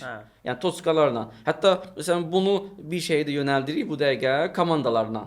Məsələn komandaya tətbiq eləmək bu metodikanı. Məsələn siz öz şirkətlərdə tez-tez olursunuz, bizneslərlə tez-tez işləyirsiniz də. Görürsünüz ki, məsələn 10 nəfərin 3-ü 5-i uyğun deyil. İşə uyğun deyil. Bu da performansı salır aşağı. Amma səbəbi də yəqin bilirsiniz də, niyə görə rəhbər o işçiləri götürür? Özünə uyğun. Bir rəhbər işə uyğun yox, bu o qədər ağrılı nöqtədir ki. Yəni işçiləri işə uyğun seçmir. Özünə uyğun seçir ki, özü idarə elə bilsin. Bir də önəmli nöqtə bayaq qeyd elədik, potensial və performans. Biz fərdlərə baxsaq, onun hansı ona daha çox təsir eləyir də, yəni nəyə, prosesə? Çünki biz davamlı hərəkətdəyik. O insanlar davamlı hərəkətdə olur, amma səhv istiqamətdə hərəkətdə olur da, yəni. Bəli, yəni potensial və performansda təbiilik çox önəmlidir. Burada 2 dənə disbalans var. Necə? Məsələn, bir insanın bir bacarığı var, potensialı var. Problem həll etmə bacarığı var. Okay. Bu təbii doğuşdan olan bir sistemdir. Məndə kimi. Bəli, demək olar. Bəli, siz tipə aiddir o. Yəni çox gözəl problem həll etmə bacarığı var. Amma problemdə iki cür problem var. Bir maddi, bir mənəvi problem var. Və bu insanda mənəvi problem həll edən tipdir. Potensialı, mənəvi problem həll edən. Yəni bu qədər spesifikası var. Bəli. Amma bu nə baş verir? Gedir biznes qurur. Problem həll edə bilər axı. Və problemlə boşluqları görür. Azərbaycan biznesində boşluğu görür. Gedir ona uyğun bir dənə biznes qurur. O potensialı yanlış istifadə elədi. Sonra bir dənə nümunə verə bilərsən orada mənəvi necə idi, maddi necə oldu? Tamam. Mənəvi problem həll etmə, bir insan gəlir. Məsələn, mən mənəvi problem həll eləyənəm. Həmin o tiplər o insanları skan eləyirlər, ruhunu, enerjisini. Deməli insanla işləyir daha çox. Bəli. İnsanı skan eləyir və insanın bütün problemini bilir, mənəvi problemləri hamısını həll eləyir. Çünki istedadı var axı bunun. Problem həll eləyəndir. Amma o bir dənə də məsələn siz də problem həll eləyənsiniz, amma siz maddi problem həll eləyənsiniz. Siz analitiksiz, texniki insansınız deyən, maddi problemləri, amma gəlim ki, mənim mənəvi problemi həll elə, mənim mənəvi problemimdə belə maddiyyat axtaracaqsınız. Sistem axtaracaqsınız, analitik axtaracaqsınız, proses axtaracaqsınız. Ona görə də həmin o insanın potensialı var, səhv yönəltdiyinə görə performansı aşağı olur. Performansı inkişaf elətdirmək üçün də ruhunu yandırır, amma bir yerdə çöküş yaşayır. Deməli onda birbaşa performans insanın ruhu ilə, ruh hissiylə əlaqə gəldi. Bunun əksi baş verir. Əksinə, potensialı yoxdur. Və üzrəm ruh mənəvi dünya deyək. Mənəviyyat da mənəviyyatdır, mənəvi. Onun potensialı yoxdur bu işi görməyə. Okay. Nə baş verir? Onu yükləyirlər bununla. Ata, ana yükləyir. Yox, sənin bu potensialın var. Tamam. Bu potensial təbii olmadı. Və gedir, həmin o qazla, həmin o enerjidən müəyyən qədər performans göstərir, sonra ikisi də çökür. Performans çökür. Niyə? Çünki bunun aparacaq enerjisi yoxdur. Təbii deyil axı potensial. Okay. Onda bizim ölkədə kifayət qədər uğursuz insanlar var, kifayət qədər var. Dünya üzrə var. Dünyada da belədir. Bizim ölkədə biraz daha mən deyərdim belə kritikdir də. Çünki iqtisadiyyatımız çox da normal deyil, amma müəyyən mənada baxanda nəsə ola bilərdi. İndi mənə bir sual maraqlandırır ki, gəl dünyadan yox, Azərbaycandan danışaq ki, sənə görə əgər çox bir faiz insanın özünü anlasaydı, bu gün mənzərə tamam başqa cür olardı da. Mən məsələyə yenə də maddi o tərəfdən baxıram, nəticələr olaraq, kapital olaraq, iqtisadiyyat olaraq bu yönümdən baxıram da. Sənin yanaşman necədir? Bax bir tutaq ki, aydınlanmış insanlar oldu, yaxşı formalaşdı. Nə baş verəcək? Yəni necə bizim ölkəmiz necə dəyişərdi? Hansı formada olardı səncə? Tamam, okey, hüzur, o depressiv olmayan insanlar, burası aydındır, amma ümumilikdə. Tamam. Nöqtə yenə də bir məsələyə qayıdır. Bir də məsələ qayıdır ki, yəni həyat nədir? Həyat yaşamaq üçündür də, zövq almaq üçündür. Zaten həyatda problemdən qaçmaq qeyri-mümkündür. Zaten həyat bərabərdir problem. Problem olacaq. Fərqində olmağı səhv salmayaq. Problemsizlik demək deyil. Yəni fərqində olmaq sadəcə idarə etməkdir. Ona görə də fərqində olan insanların çox olmağı inkişaf deməkdir. Həm maddi inkişaf deməkdir, həm mənəvi inkişaf deməkdir. Əgər bu günlər bizim cəmiyyətdə müəllim məktəbə gəlirsə, maaşından narazıdırsa, əgər müəllim məktəbə gəlirsə, özü məsələn riyaziyyat müəllimidir, amma ruhu o deyilsə, ondan narazıdırsa, əgər bir biznesmen 100 nəfərlik şirkəti idarə edirsə və orada ruh özündən narazıdırsa, okay, nə baş verəcək? Hər yerdə aqressiya, narazılıq aqressiya deməkdir. Aqressiya, cəmiyyət aqressiya. Ona görə də yəni xoşbəxtliyin səviyyəsi aşağı düşür. Amma burada önəmli nöqtə yəni də mentaldır. Avropadan misal gətirə bilərik bir nümunə. Məsələn ki, orada da deyək hər şeyləri var da, onların çətinlikləri nədədir? Mentalda. Onlarda da mənəvi tərəf yoxdur. Onlarda maddiyyat yönümlü yönləndirirlər. Məsələn, mən iki fazaya bölürəm bu. Azərbaycan və dünyanı iki yerə bölürəm. Bizdə insanlar uşaqlıqda əzilir, sonra 20 plusda başlayırlar özlərini tapmağa. Amma dünyada isə uşaqlıqdan özlərini tapırlar. 15-dən sonra əzilməyə başlayırlar. Niyə olur elə? Mental, mənəvi. Gücləri çatmır da həyatda. Bəli, yoxdur axı. Onlar insan ruhi varlıqdır. Mental varlıqdır, fiziki varlıq deyil. Onda gəl belə bir şey deyək. Bu iqtisadiyyatın da iki təməl anlayışıdır, həm də ümumiyyətlə bu insan prizmasından yanaşaq da. Biz iki dənə şey istəyirik də, təhlükəsizlik və azadlıq. Okay. Təhlükəsizlik budur ki, bildiyim Maslow piramidasında alt pillələrdə, aşağı pillələr yemək, qalmaq, hər şey qaydasında normal iş güc. Azadlıq budur ki, bu azadlığın göstəricisidir. Saymaq olar da. Sən artıq nəsə yaratmaq istəyirsən, nəsə etmək istəyirsən. Bildiyim qədərindən, araşdırdığım qədərindən orada azadlıq yönümlü daha çoxdur. Biz təhlükəsizlik yönümlüyük, bizim insanlarımız. İndi burada sənin məntiqinlə baxdığımız zamanda, bax mən burada insan şuurlu varlıqdır. Bizim sosial tərəfimizdən, sosiumdan, digər canlılardan fərqləndirən odur şuur və sosium. İndi sənin məntiqinlə hansı daha doğrudur öz gətirdiyin nümunədən? Mən də biraz iqtisadiyyat nümunəni də qatdım da işin içərisinə. Əlbəttə. Burada hansı yaxşıdır sözü biraz yanlış olar. Niyə görə? Normal olan necə olmalıdır? Yəni belə bir nəsənsə o. Başa düşdüm. Belə bir qayda var ki, yəni bu məsələn getsə bir kimsə sadıya da deyək ki, forma. Nə baş verəcək, necə olacaq orada? Nəyəcək orada? Okay. Hər kəs öz sisteminə uyğun davranacaq. Məsələn, bir idealist orada çox xoşbəxt olacaq. Elə özü üçün ev zad tikməyi də belə uyubadacaq, təbiətlə təmasda olacaq, dənizdən, günəşdən, bitkidən zövq alacaq. Məsələn, siz adaya düşsəz, birinci nöqtə oranı qiymətləndirirsiniz. Və oranın qida mənbəyini qiymətləndirəcəksiniz, materialları qiymətləndirəcəksiniz, ev tikmə imkanı, buradan çıxmaq variantı, ilin fəsilləri, zədər hardadır, necə yəni survive eləyə bilərəm, amma hər şeyə texniki baxacaqsınız. Tamam, mən orada düşsəm ora, baxacağam ki, kimə kömək eləyə bilərəm orada. Məsələn, baxacağam ki, ayda meymunlar əlləri çatmır nəyəsə, bir şərait yaradım onlara. Yəni insan təbiəti nədirsə fərqi yoxdur. Hara düşdün, yəni instinktlər olardı. İçəridən nə yaşadır bizi? Biz niyə necə davran? Instinkt əsasında da impulslar buradan gəlir, biz davranırıq. İmpulslar da bizim qabımızdan, qəlbimizdən, təbiətimizdən gəlir. Burada kritik rol kimlər oynayır? Yəni bayaq dedim müəllim, mentor falan, bir də sənin kimi adamlar da ümumilikdə, amma yoxdur da sənin kimi adamlar da çox azdır, ixtisaslaşmayıb. Yəni başqa kimlər rol oynayır? Yəni necə eləyə bilərik, necə tənzimləyə bilərik? Məsəl üçün mən deyək ki, valideyn deyiləm, sabah valideyn olanda nə etməliyəm? Biz belə deyək də, baxaq bir dənə sistemə, tutaq indi mentor, coach, psixoloq var da və indiyə kimi cəmaət nə edib? Bu sual yarana bilər də. Keçmiş dövrlərdə nə edib? Yox idi ki, nətər survive eləyiblər orada. Məsələ burada psixoloq, coach, mentorluq deyil əslində. Məsələ oyaq insan amilidir. Yəni bir insan, yəni elə bir cəmiyyətlərdə baxsaq və bir zamanlar tutaq ki, mollalar olub, axundlar olub, filosoflar olub, yəni müdriklər olub, tarixlə baxsaq da, onların işi bu olub da, insan yetişdiriblər. Yəni onlar kimin problemi olub gedib yetişdiriblər. Müəllimlərin fəlsəfəsi başqa olub. Yəni müəllimlər işə başqa cür yanaşıblar. Kimlər müəllim olub? Baxaq bir dənə tarixə. Oyaq insanlar, yetişmiş insanlar. Məsələn, bizim ziyalılarımıza baxsaq, keçmişdə olan ziyalılarımıza hamısı müəllim olub. Niyə oyaq insandılar deyəndə onlar ötürə bilirlər. İndi bu cəmiyyətə ki gəlirik biz, bizə də lazımdır oyaq insanlar. Həmin o insan ki, axı özünün fərqində olmayan insan, özünü həll etməmiş insan heç kimə enerji verə bilməz axı. Yönəltsə də öz egosundan yönəldəcək, öz ağrısından yönəldəcək. Nə etməli? Məsələn, o gözəl sual verdim. Mən gələcəkdə valideyn olacağam. Nə edeyim? Birinci məsələ özümüzü həll eləməkdir. Və valideynlə danışıram və valideyn mənə gülür və məsxərə edir ki, müəllim, siz məni tanıyırsınız, bilirsiniz mən kiməm? Deyirəm, yox, necə biləm? Deyir, mən filan şirkətin rəhbəriyəm. Mənim əlimin altında 500 nəfər var.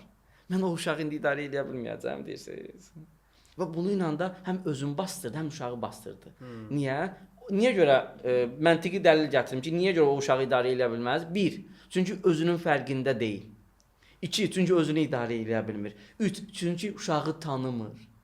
Bu uşaqlar yad planetlilərdir. Bu dəqiqə cəmiyyətimizdə yaşayan uşaqlar var, yad planetlilərdir. Dünya indiyənə qədər belə uşaq görməyib. Heç bir psixologiya kitabı, heç bir yaş psixologiyası, heç nə oturmur yerinə. Niyə görə? O ki, cəmiyyət, mühit, innovasiya birdən-birə inkişaf elədi, bunlar oyaqdılar. 6 yaşında uşaq gəlsin sənin həyatı səhvlərvidir.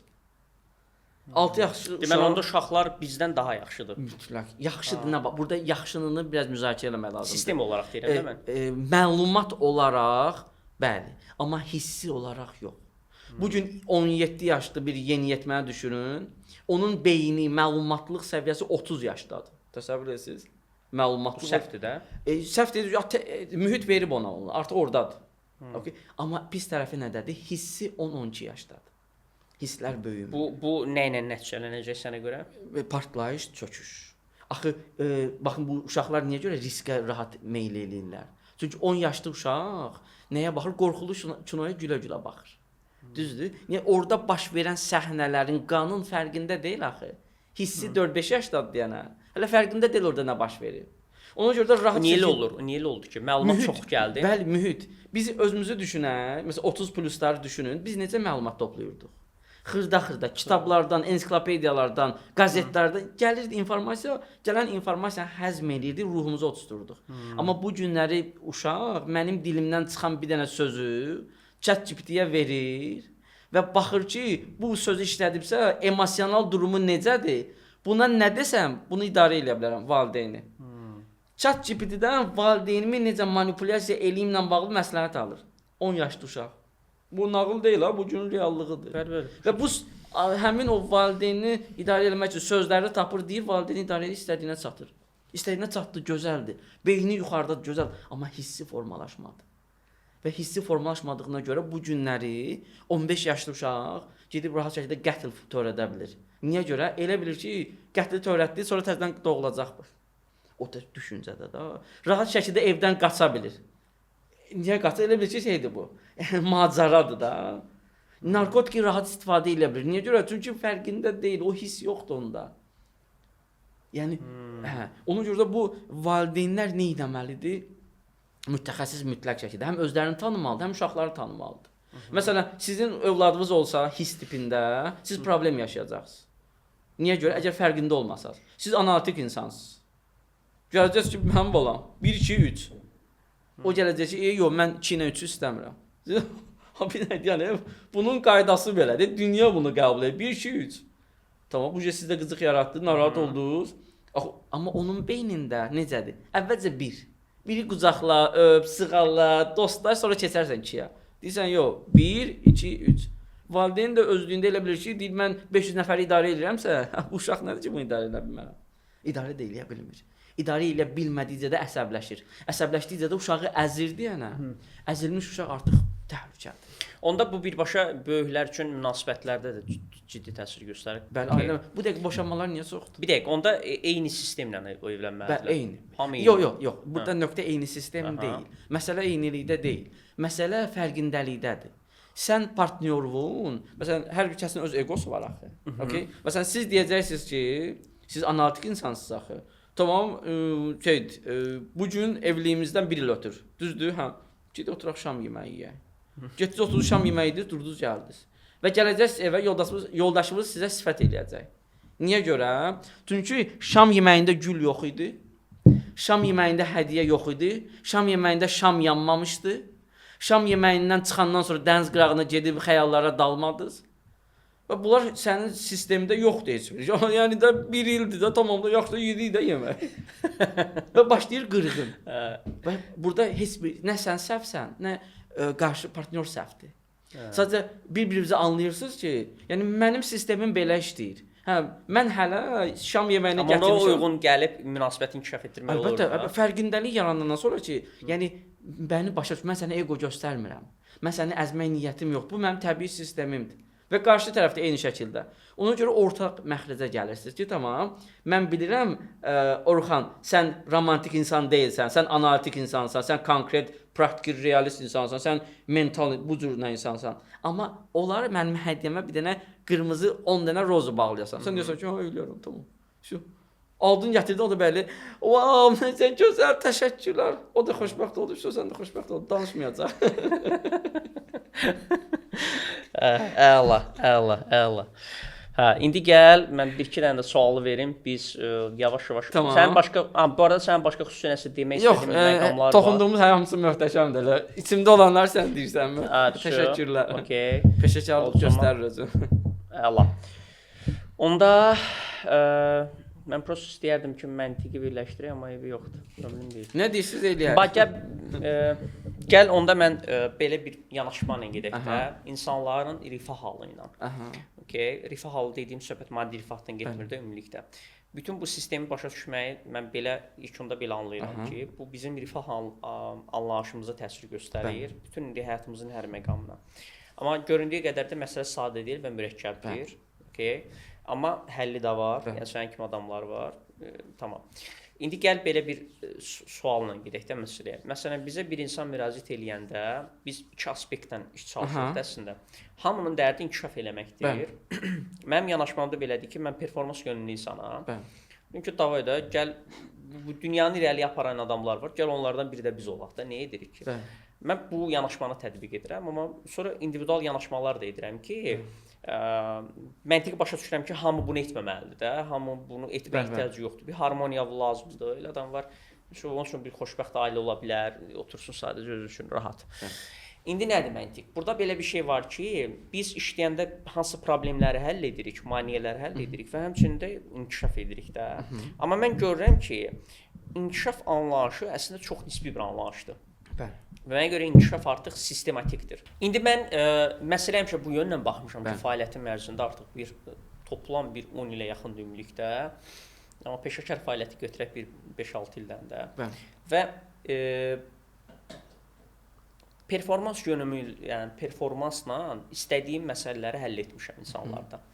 Mən məntiqim budur da, yəni bir insanın bir problemi var, o insan özünü ifadə elədikcə, yaratdıqca, bir insan tutaq ki, gəlib bir uğurlu bir iş görür. Uğurlu iş görərkən onu insanlar tanıyır, görür, bir harmoniya yaranır. İnsan özünü tanıyır, anlayır da. Bununla mən bunu kompensasiya etmişəm. Və mən düşünürəm ki, biz performansla, həm performans irəlilədikcə biz o potensialı da aşa bilirik, çox şeylərdə fərqindəlik yarada bilirik. Sənsə deyirsən ki, gəl oturaq düşünək, təhlil eləyək ondan sonra da. Mən deyirəm ki, gəl çıxaq yola, yolda düşünək. Mənim yanaşmam budur. Yəni yolda gedək, yolda düzəldək də. Mənim üçün resurslar, vaxt, zaman, enerji çox önəmlidir. Vaxt gedir və biz tələsməliyik. İndi sənsə deyirsən ki, yox, gəl oturaq, görək həyat nədir, dünya nədir, bu nədir, o nədir, mən niyə varam, filan filan. Bizim orada vaxtımız yoxdur. İndi burada sənin mən buna əminəm ki, bu hissədə obyektivəm, mən bu cür həll edirəm. Bu performans yönümlüdür. Çünki insan məncə bizim beynimiz ancaq performans üçün dizayn olunub hər şeydə. Okay? Biz hər şeydə o harmoniyanı, ailə, uşaq, karyera, hər şeydə onunla yaradırıq da. Performans səndə söhbət milyon qazanmaqdan getmir də. Söhbət, yəni sən bir əmək sərf edirsən, nəticə olur və bu iş uğurlu alınır da. Yəni sən onu imitasiya eləyə bilirsən, amma alınır. Sən burada necə düşünürsən? Sənin yanaşman necədir? Bir dənə nöqtəyə baxaq. Bir nəfər gəlib sizin yanınıza və yol getmək istəyir. Siz də aldınız onu və yola çıxdınız. Okay. Siz yola nə üzərindən çıxırsınız? Onda gördüyünüz alətlər üzərindən, onda gördüyünüz potensial üzərindən, onun təcrübəsi üzərindən, onun keçmişi üzərindən, onun bacarığı, bunlar üzərindən, düzdür? Və onlardan da sizin də mükəmməlliyiniz ondadır ki, siz mənə bir dənə materialı verin, mən düzəldim verim sizə. Yəni siz düzəltmək sizdə mükəmməldir də. Amma hansı materialı? İnsanlar gələndə sizə o belə deyək də ağrılı materialı, səhv materialı, belə də özünün olmayan materialı verir. Okay, də mən başa düşürəm sən nə demək istəyirsən. Mən deyirəm ki, bunu performansla biz kompensasiya eləyə bilirik də. Sən bayaq məsələn deyirsən, milyon qazanır, okay, amma xoşbəxt deyil də. Sistem ruh halı korlanır. Amma bu adam həyatda uğurludursa, istədiyi bir şeyləri edə bilir də, məsələ budur. Dediyimiz nöqtə bilirsiz nədədir? O insan gəldi, onu yola çıxartdınız, onda olan materiallardan bir dənə mükəmməl bir şey düzəltdiniz, verdiniz ona. O getdi. Ondan sonraki şey sizə maraqlı deyil də, düzdür? Getdi də, mənim işim bura qədər idi də. İzləyirsən, inkişaf edirsən. Amma əksər hallarda qəşəng qurdun biznesi, özünü tapdın, zəif tərəfin, güclü tərəfin və metodikanı verdim, strategiyanı verdim, performansa çatdım, sağ ol, yaxşı oldu. Mən sənə daha durub dedəsi verirəm. Yəni bunu səmimi qəbul et, sizin tipdə yoxdur. Öhdəlik də, yəni okey, hə. Siz məntiqi insan, analitik insansınız. Yəni mənim maraqlı deyil, gedib bura çatdın, bunu datdın, qaşığı verdim, qabı ver, hər şeyin var, sonra ged özünlə məşğul ol. Amma mənim deməyim olur ki, o gedəcək, okey, o qabdan çox yeyə bilməyəcək. Niyə? Axı ağrılar verəcək. Siz material ki yığıb vermişsə, materialın yığılmada problem yoxdur. Okey, amma yox, burada bir məsələ var da. Yaxşı, tamam bu irəliləmir, adam heç nəyə yoxdur.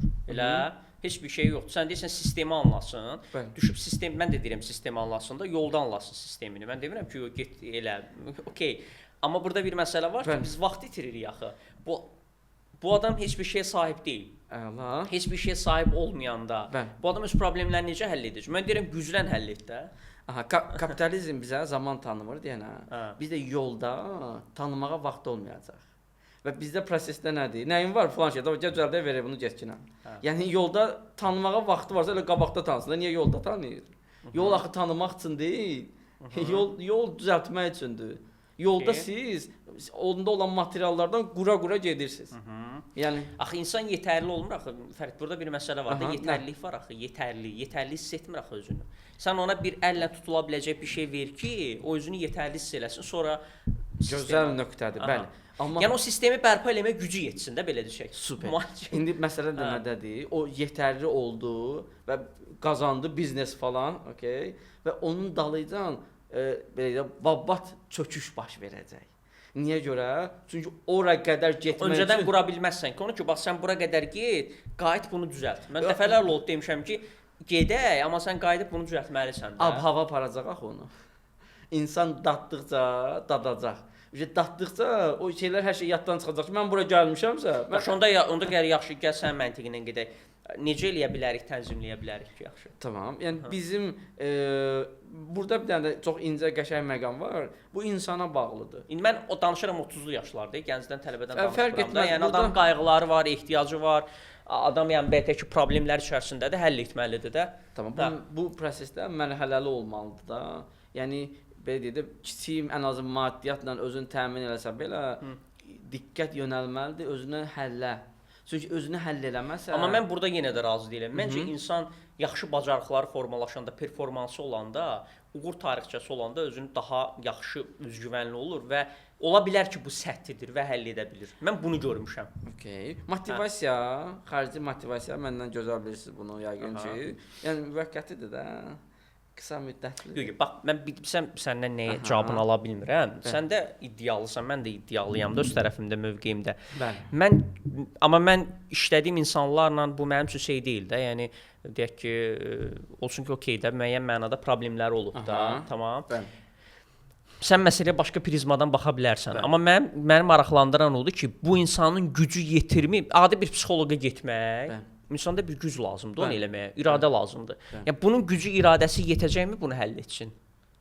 Bizim bir qabımızda nəsə olanda, bacarıqlarımız olanda, performansımız olanda adama deyirik ki, mən də çox nümunələr çəkmək istəmirəm də, yəni çox detala girmək istəmirəm.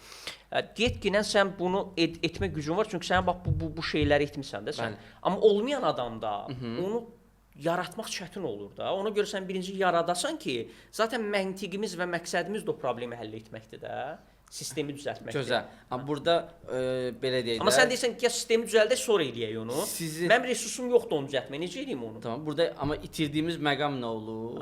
Çox yüksək faizdə o uğuru ilkin mərhələdə düzəltmək daha rahat ola biləcəkdi. Niyə görə? Çünki artıq ağrısı var idi, axı narahatlığı var idi. Bilirdi ki, yerində deyil və dəyişməlidir. Və ona görə də başlanğıcda daha az ego və müqaviməti var idi. Amma təsəvvür et ki, cibində 5 manat yoxdur insanın. Okay? Deyirsən ki, bu uğur istəyirsənsə bunlar da. Bunlar dəyişməlidir. Tamam, o daha rahat gələcək. Amma bir insan ki, əvvəl düşünürdü ki, özündə deyil. Və sizin kimi bir dənə möhtəşəm mütəxəssis onu bir dənə yerə qaldırdı.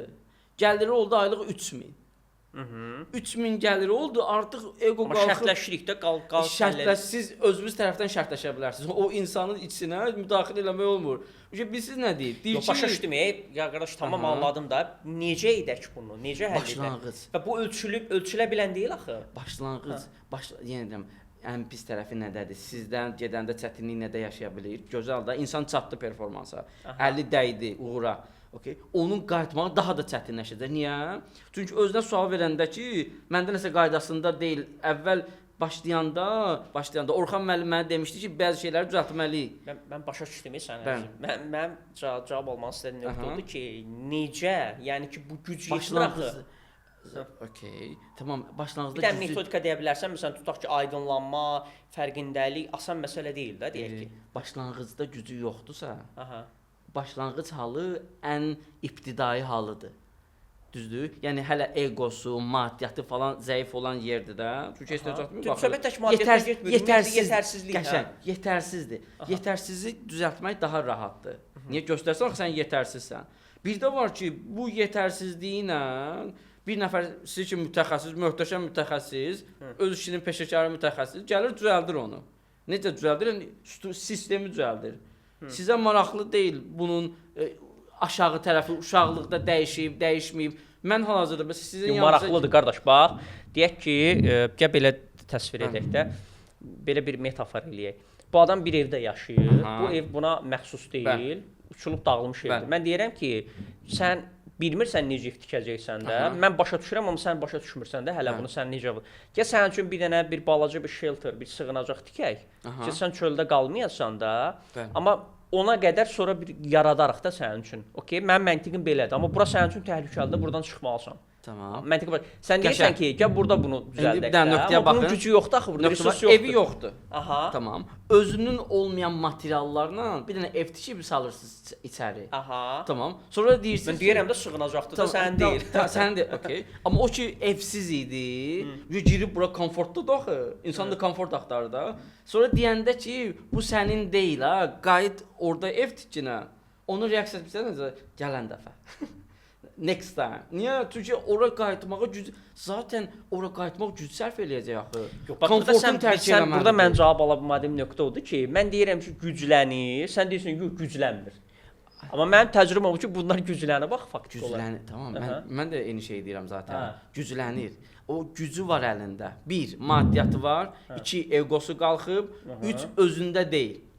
Bu 3 parametr var ha. Okay. Bu 3 parametr onu qayıtmağa qoymayacaq. Onda sən əminsənmi ki, durduğu yerdən də etmək olur onu? Necə? Bəli. Yəni burada proses ev tikmək olmaz ona qətiyyən. Niyə ev tikdiyi olsun? Okay, insan ki rahatlıq tələb edir axı özünə. O qalacaq orada. Bu hazırda əvvəl qazancı yox idi. Təsəvvür et, düzdür? İndi qaldırmısınız 3000-ə. Deyirsən ki bu 3000 var ha. Sənin deyil bu. Burada özünü rahat hiss eləmə. Sənin burada qayıtmalı yerlərin var. Bax, orada evsiz şəraitin var idi ha. Ora qayıdıb orada düzəltməli şeylər var. Bu nəfsi, bu egonu, bu insanı, bu şuuraltını sən bu evdən çıxarda bilmərsən, hə? Yox, mən normalda onsuz da belə fərqli formada edirəm, iki tərəfli edirəm. Prosta mən sualı o baxımdan verdim ona görə ki, əslində mən başqa məntiqi çatdırmaq istəyirəm normalda ki, çünki mənim təcrübəmdə olub ki, əvvəllər başlanğıcda o dediyin kimi etməyə çalışmışam. Okay? Amma hər kəs ona dözə bilmir. O ağrıya dözə bilmir, başa düşürsən? Yəni ki, çünki orada çox şeylər çıxır ortaya. Onu qaldırmaq üçün insanın gücü, resursu olmalıdır. Və mən bunu öz həyatımdan da görmüşəm. Tək elə peşəkar formada işlədiyim adamların söhbət getmir. Əlavə dost, tanış, bir ünsiyyətdə olduğun adamlar fərqi yoxdur. Amma mən iminli demirəm ki, bilsə necə, indi bura lazımdır bayaq dediyim psixologiyanı və performansı bilən adam lazımdır da, ikisini birləşdirsin, bunu yavaş-yavaş eləsin. Elə bir ki, yola çıxsın, həm aydınlatsın, desin, baba burada bizim bu maneələrimiz var, okey, yola çıxsın, yavaş-yavaş yolda düzəltməyə çalışsın məntiqi.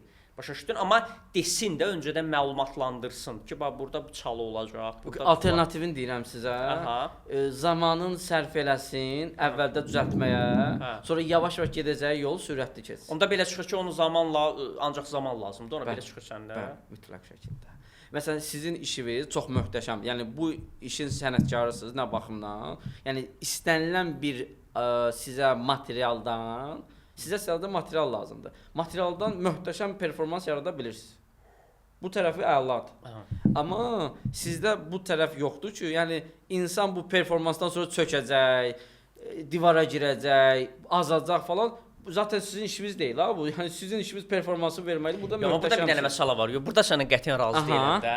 Bax düşün ki, çox primitiv bir məntiq deyiləm də. Həyatda heç vaxt heç bir şey olmayan, əzilmiş bir insandır, düşün. Və formalaşıbdı, bank hesabında bir 10.000 pulu var. Çox heç bir şeydir də, əslində bu böyük pul deyil də, amma heç bir şey olmayan bir adam üçün, ömür boyu əzilmiş bir adam üçün onun öz qazancı ilə formalaşdırdığı 10.000, nə bilim hansısa bir gördüyü uğur, onun mən başa düşürəm onun üçün yara bandıdır. Həllin özü deyil. Şirki təmizləmək lazımdır, tamam sağaltmaq lazımdır. Bayaq mən özüm də təlimin əleyhinə getdim, dedim ki, yox sistem olmalıdır. Amma mənim yanaşmam budur ki, bu adama bir müqavimət, immunitet lazımdır da. Başa düşdün necə? Yəni ki, əzilir də, hər dəfə əzilir, güclənməlidir ki, nə isə həll etsin. Başa düşdün? Ola bilər bu bizim toplumda belə keçərlidir. Yəni, okey, bu da ola bilər. Yəni bu yanaşma da ola bilər. Ki sən məsələyə daha geniş baxırsan, mən lokal baxıram. Bu da ola bilər yəni. Amma gördüyüm budur. Yəni ona görə sən dediyin məntiq mənə çatmır yəni. Bir dənə nöqtəyə baxın. Bax, insan ağrılıdır, narahatdır, öz yerində deyil və əlindən tutub aparırsınız onu.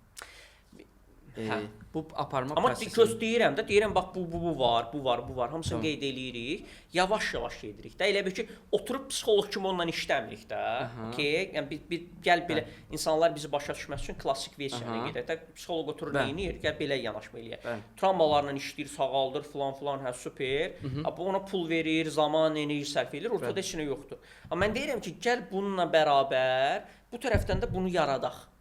Okay, tamam. Amma sənin onun yenə də materialından yaradıram da, əks etmirəm ki. Tamam. Burada mən deyirəm ki, məsələn, Fəriddən bunu kirayəyə götürmüşük, bunu qaytararsan sonra yerinə qoyarsan. Bu bizə aiddir, bu bizim deyil. Bu şəkildə bunu edirik. Okay. Amma insan o cür belə deyək də, o qədər də sadə, rahat, mükəmməl varlıq deyil axı. Necə ki, mən səni çox gözəl anladım. Əslində fikrimi izah edirəm, səndən ala bilmədiyim cavab odur ki, sən bir dənə zaman deyirsən, məqsədslandırma... Diqqəti başqa nöqtəyə yönəldirsən, ona görə. Məsələn, nədədir? Sənin sistemində emosional empatiya yoxdur, xarakterində. Yəni, sənə insanın ruhi halı maraqlı deyil. Bu sistem olaraq, bu pislik deyil, çünki sənin missiyan o deyil, yəni. Okay? Yəni o ruhi narahatlığı sənə önəmli olmadığı üçün yol prosesində sən onun ağrılarını hiss edə bilməyəcəksən. Niyə görə? Çünki sənin konsentrasiyan, köklənmən prosesədir, texnikiyədir, mentala deyil. Fərq bundadır. Ona görə sən proses aparırsan. Sən mental, biz siz nə vaxt biləcəksiniz mentalı? Məni boş verin, məsələn şəxsdən söhbət edir. Şəxsdən gedir, ümumiyyətlə şəxsdən söhbət edir. Yəni bir insan belə bu prosesi gedəndə mental mütləq, arxa fonda mental olmalıdır. Fərqi nədir? Mentalı yerində elədir, ya yolda elədir. Yəni məsələ mentaldır. Yəni sizin yanaşmada nöqtəni deyirəm ki, möhtəşəmdir. Yəni siz bunun ustadısınız, yaradırsınız, əladır. Amma insan da çatdı bir yerə. Amma burada biraz problem nədə yarana bilər? Sizlik deyil bu. Sizin işiniz bağlı deyil. O insanın özü üçün. O insan mental tərəfi nəzərə alınmadığı üçün biznesdən sonra çöküş yaşaya biləcək. 10.000-i ki verdiniz ona, 10.000-dən ki düzəltdiniz, başa saldınız ki, strategiya nədir, plan nədir? Mənim məqsədim tək strategiyadır, qayıt düzəldək də bunu. O gəlməyəcək axı. O havaya getdi. Özünün olmayan yerə süni şəkildə gəldiyi üçün indiki gəzilər kimi. O yerə o hazır deyildi ruhən. Amma bir dənə möhtəşəm mütəxəssis ən adi nədir o xammaldan bir dənə möhtəşəm bir dənə material çıxartdı ortaya. Okay, bura. Yox qardaş, mən də onu elə edirəm də. Mən də o xammaldan o materialı düzəldirəm. Düzəldir, sənə bu düzəltmə tərəfin əladır. Amma emosional tərəf axı səndə bu sistemdə yoxdur. Emosional bir nə vaxt yanaşırsan? Ağrımaq səsini eşidəndə. Məsələn, deyirsən ki, bunları elə. Düzdür, prosesdə aparırsan, yəni inkişaf aparırsan onu. Və gedir, görürsən ki, bir dənə səs göndərir, deməli ağrıyır. Okay? Səsini eşidəndən sonra sən deyirsən ki, tamam, ağrımaq səbəbim budur. Sən mənim bildiklərim ki var, mənim istifadə etdiyim mental tərəf var, onun texniki tərəfini çox möhtəşəm bilirsən. Amma səndə o yoxdur ki, oturub insanın hissləri ilə gedir. Sən necəsən indi? Yaxşısan, okey, gücün var, pulun var, enerjin var, tapşırığı yerinə yetirirsən, sonra getdin. Amma içəridə gedib evdə ağladığı, gedib evdə çökdüyü bu prosesə yansıtmır. Gəl belə eləyək də, sən onu eləyəndə deyək ki də, okey, bəzi hissələri başa düşürəm, bəzi hissələri yox. Nəyi izah eləyim? Deyim, əslində biz o şeylərə toxunuruq normalda, amma deyəndə toxunuruq təbii ki də burada. Sənin konkret burada yanaşman necədir? Mütləq necə olmalıdır və necə əminliklə deyə bilərsən ki, bunu etməklə biz sağaldıq sonra getməliyik. Mən deyirəm ki, biz performansla bunu eləyə bilərik. Səndə mənə belə çıxdı ki, performanssız da buna ümumiyyətlə insan aydınlanan söz performansa ehtiyac yoxdur. Mən sən deyinən bunu başa düşürəm. Ümumi anlamda. Bəli. Potensial da performans da insanın daxilində olan təbii bir şeylərdir. Təbii enerjilərdir bunlar. Düzdür, potensial da, performans da. Okay. Bunlar təbii olanda, insan təbii olanda, özündə olanda, fərqində olanda zaten bunlar avtomatik işləyir. Amma siz buna uyğun olmayan performansı yüklürsünüz. Düz eləyirsiniz ha, öz texniki baxımdan düzdür. Texniki baxımdan heç bir səhvlik yoxdur. İş baxımından strukturun sistemi başa düşüb eləyirəm. Yox, sisteminə struktur özü heç başa düşmür. Siz hardan başa düşəcəksiniz? Yox, biz onun ünsiyyətli oluruq da işləyirik axı. Biz elə hop gələn kimi salam veririk. Sizə verdiyi də yanlışıdır da, məsələ ondadır. Yox, yanlışı bunun görünənə yox, görünməyənə baxırıq da biz. Arxa plana baxa bilirik. Yox, öz yerində ona eləyirik. Sistem olaraq dərk eləyirik. Sadəcə olaraq orada belə bir məsələ var ki, sistemi dərk eləyirəm mən də. Sistemi dərk eləyirəm və bütövləşdirməyə çalışıram. Amma mən görürəm ki, onun ancaq o dediyin kimi eləyəndə, ancaq bunun sistemini anlat, heç bir şey etmə, gəl, otur, danışdıq, fərqinə bu eləyəndə insanda yorulma baş verir. Sən gəl bizim ölkənin reallığını da nəzərə alaq ki, adamlar mənə gəlib çatana qədər 5 dənə yerdən keçir, nəticəni ala bilmir. Eyni şeylər, eyni vədlər, eyni proseslər. Kamera önündədir, detallara girmək istəmirəm. Ona görə də artıq elə bir mənzərə yaranır və mən də ona bir dənə addım atıram da. Deyirəm, bax, məsəl üçün, gəl, atıram da, nə bilim, bir dənə video çək, misal üçün, bəsitdir. Sonra pozarsan da, yəni, bir dənə paylaş, gör orada necə 5 nəfər sənə rəy verir də. Amma onu uyğunlaşdırıb bilirəm ki, bu buna uyğundur, amma onu, bax, elə bir ki, belə deyim də sən. Sən burada su içməlisən, sən başqasında su içirdin, amma mən bilirəm sən bunda su içməlisən. Mən buna uyğun bir şey deyirəm. Bunu təsəvvür yarat. Amma səndə təsəvvür yaratmır. Sistem olana qədər, onu çox doğru deyirsən. Sistemin dərk eləməyinə qədər başa düşmür onu. Məsələn, hazır bir dənə şəxslə işləyirəm. Düşün ki, biznes analitikdir. Biznes analitikdir, biznesin içində olan adamdır da və sistem olaraq da ona uyğundur. Amma mən onda çirtoj yarada bilmirəm. Deyirəm ki, sən bax bir dənə çox sadə, bəsit məntiqlə gedirəm. Nəyə xidmət edirsən? Biznesə. Sən deməli biznes mindset inkişaf etdirməlisən də. Baxır belə çirtoj yaranmır.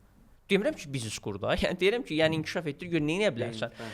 Mən də onun zaman qazanana qədər ona uyğun hazır bir format elə bir ki, ona verirəm. Onun sisteminə uyğun verirəm, başqasını vermirəm. Başa düşdün sən? Dərk eləyirəm. Anlaşdıq? Onu öyrətməyə çalışıram və onun üzərindən aparırıq prosesi. Amma mən bir standart psixoloq nə edir deyək, oturub söhbət eləyir, prosta aydınlatmağa çalışır filan. Sadəcə o şəkildə eləməyə çalışıram. Əvvəl onu səhv edə bilərdim, çünki əvvəl tam sistemi başa düşmürəm. Amma indi sistemi başa düşürəm, çünki sistem mövzusu mənim üçün çox önəmlidir. Burada yəni prosesin özü çox möhtəşəmdir, mükəmməldir. Yəni sadəcə bir dənə nöqtə var, ən çətin məqam. Onda bir dənə sual verim. Gəl bununla da ümumiləşdirək də məsələn. Bunu deyim sizə, bir dənə bunu deyim, bir dənə çox söz istəyirəm. Özünü başa düşməyən insanı siz necə başa düşürsünüz?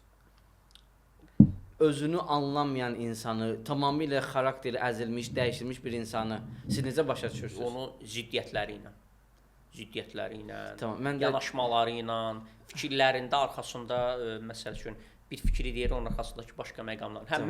Məndə sırf klassik psixoloq texnologiyalarını etmirəm də. İndi bir dənə orada mənə sual maraqlıdır. Sənin onda etdiyinlə bir psixoloqun seansı arasında fərq nə olur onda? Gəl belə gedin. Bu suala açıq cavab verməyi istəyirəm. Əlbəttə. Psixoloq seanslarına baxsaq. Onda üzrəm. Mən onda psixoloqun yanına yox, gəlim sənin yanına. Ağır travmalıyam, əzilmişəm, gəlim sənin yanına. Bu çox önəmlidir. Bir xəstəlik var. Xəstəlik məsələsi var. Bir də var travmalar, ağrılar. Bunlar fərqli nöqtələrdir. Tamam. Xəstəlik üçün gedirəm psixoloqun yanına. Mütləq şəkildə. Travmatik bəli, biz işləyəndə bütün həyatda yaşadığı ağrılarda birbaşa xarakterdən qidalanırıq.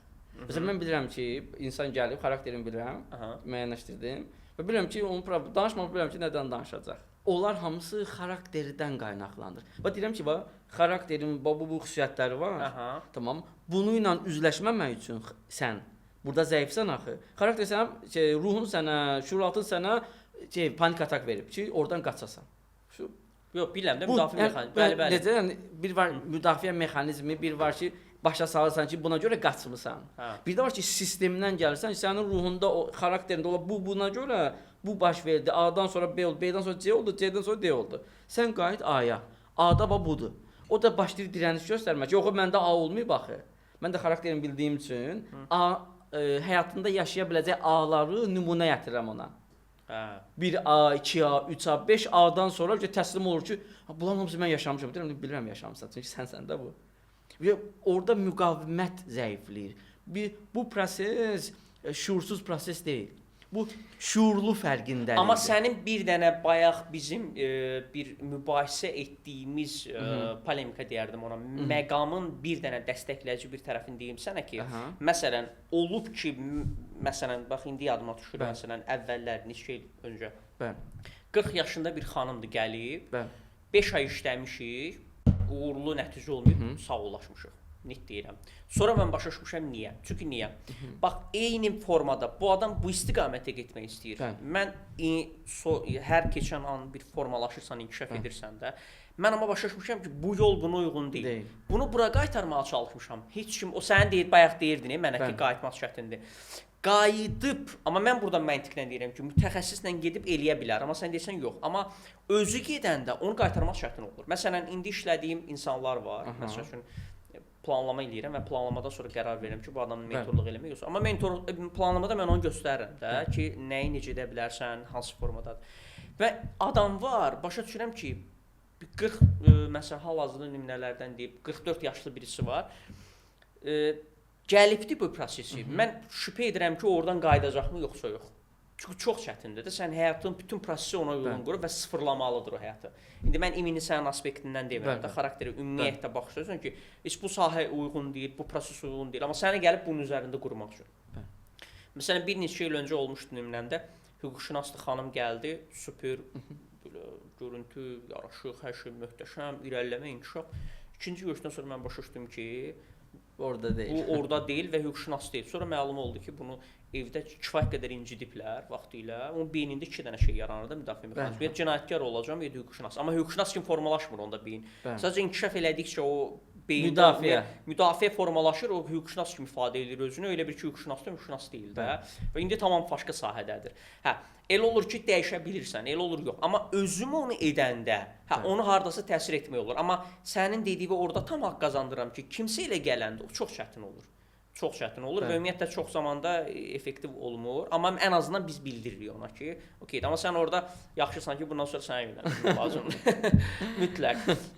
Fərq bəyə mütləq müraciət edin. Təşəkkürlər. Uğurlar Fərid, çox yaxşı oldu. Başqa demək istədiyin hər hansı bir məqam var? Yoxsa bir söyləmək istədiyin? Yox, hər şey əla. Sizin sualınız var? Yoxdur. Sual var nəsə, sualınızı cavab verək. Necə idi? Kənarda necə görünürük? Cool. Əla. Deməli, belə, başqa sözün yoxdur? Yox, sağollaşaq. Sağollaşaqsın. Sağ olun dostlar, görüşərik. Fərid, sənə də minnətdarıq, çox sağ ol, fəaliyyətində uğurlar. İddialısan, çox yaxşı iş görürsən. Belə düzgün anla, bizim dostluq münasibətimiz var, amma ümumilikdə hər kəs belə iddialı olur, ədalət olur. Amma görərik necədir də, necə işləyəcək. Uğurlar, hər bir halda yaxşı iş görürsən. Yox, həqiqətən xarakter orada təməl nöqtədir, onu düzgün deyirsən. Amma o qədər də belə hardasa əmin deyiləm, hər bir prosesdə keçərlidir. Mənə görə ümumiyyətlə bizim bir əlimizdə alət var, formalaşdırdığımız alət. O alət müəyyən bir qism insanlar üçün keçərlidir. Hər kəs üçün deyil. Mənim yanaşmam budur.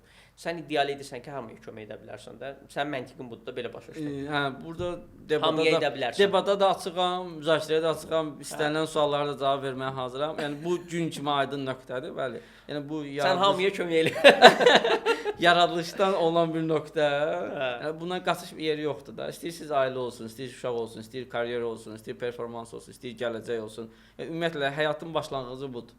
Ona görə tövsiyəm özümə də, hər kəsə də Yəni birinci mütləq fərqindəlik. Ondan sonrakı xoşbəxt həyat.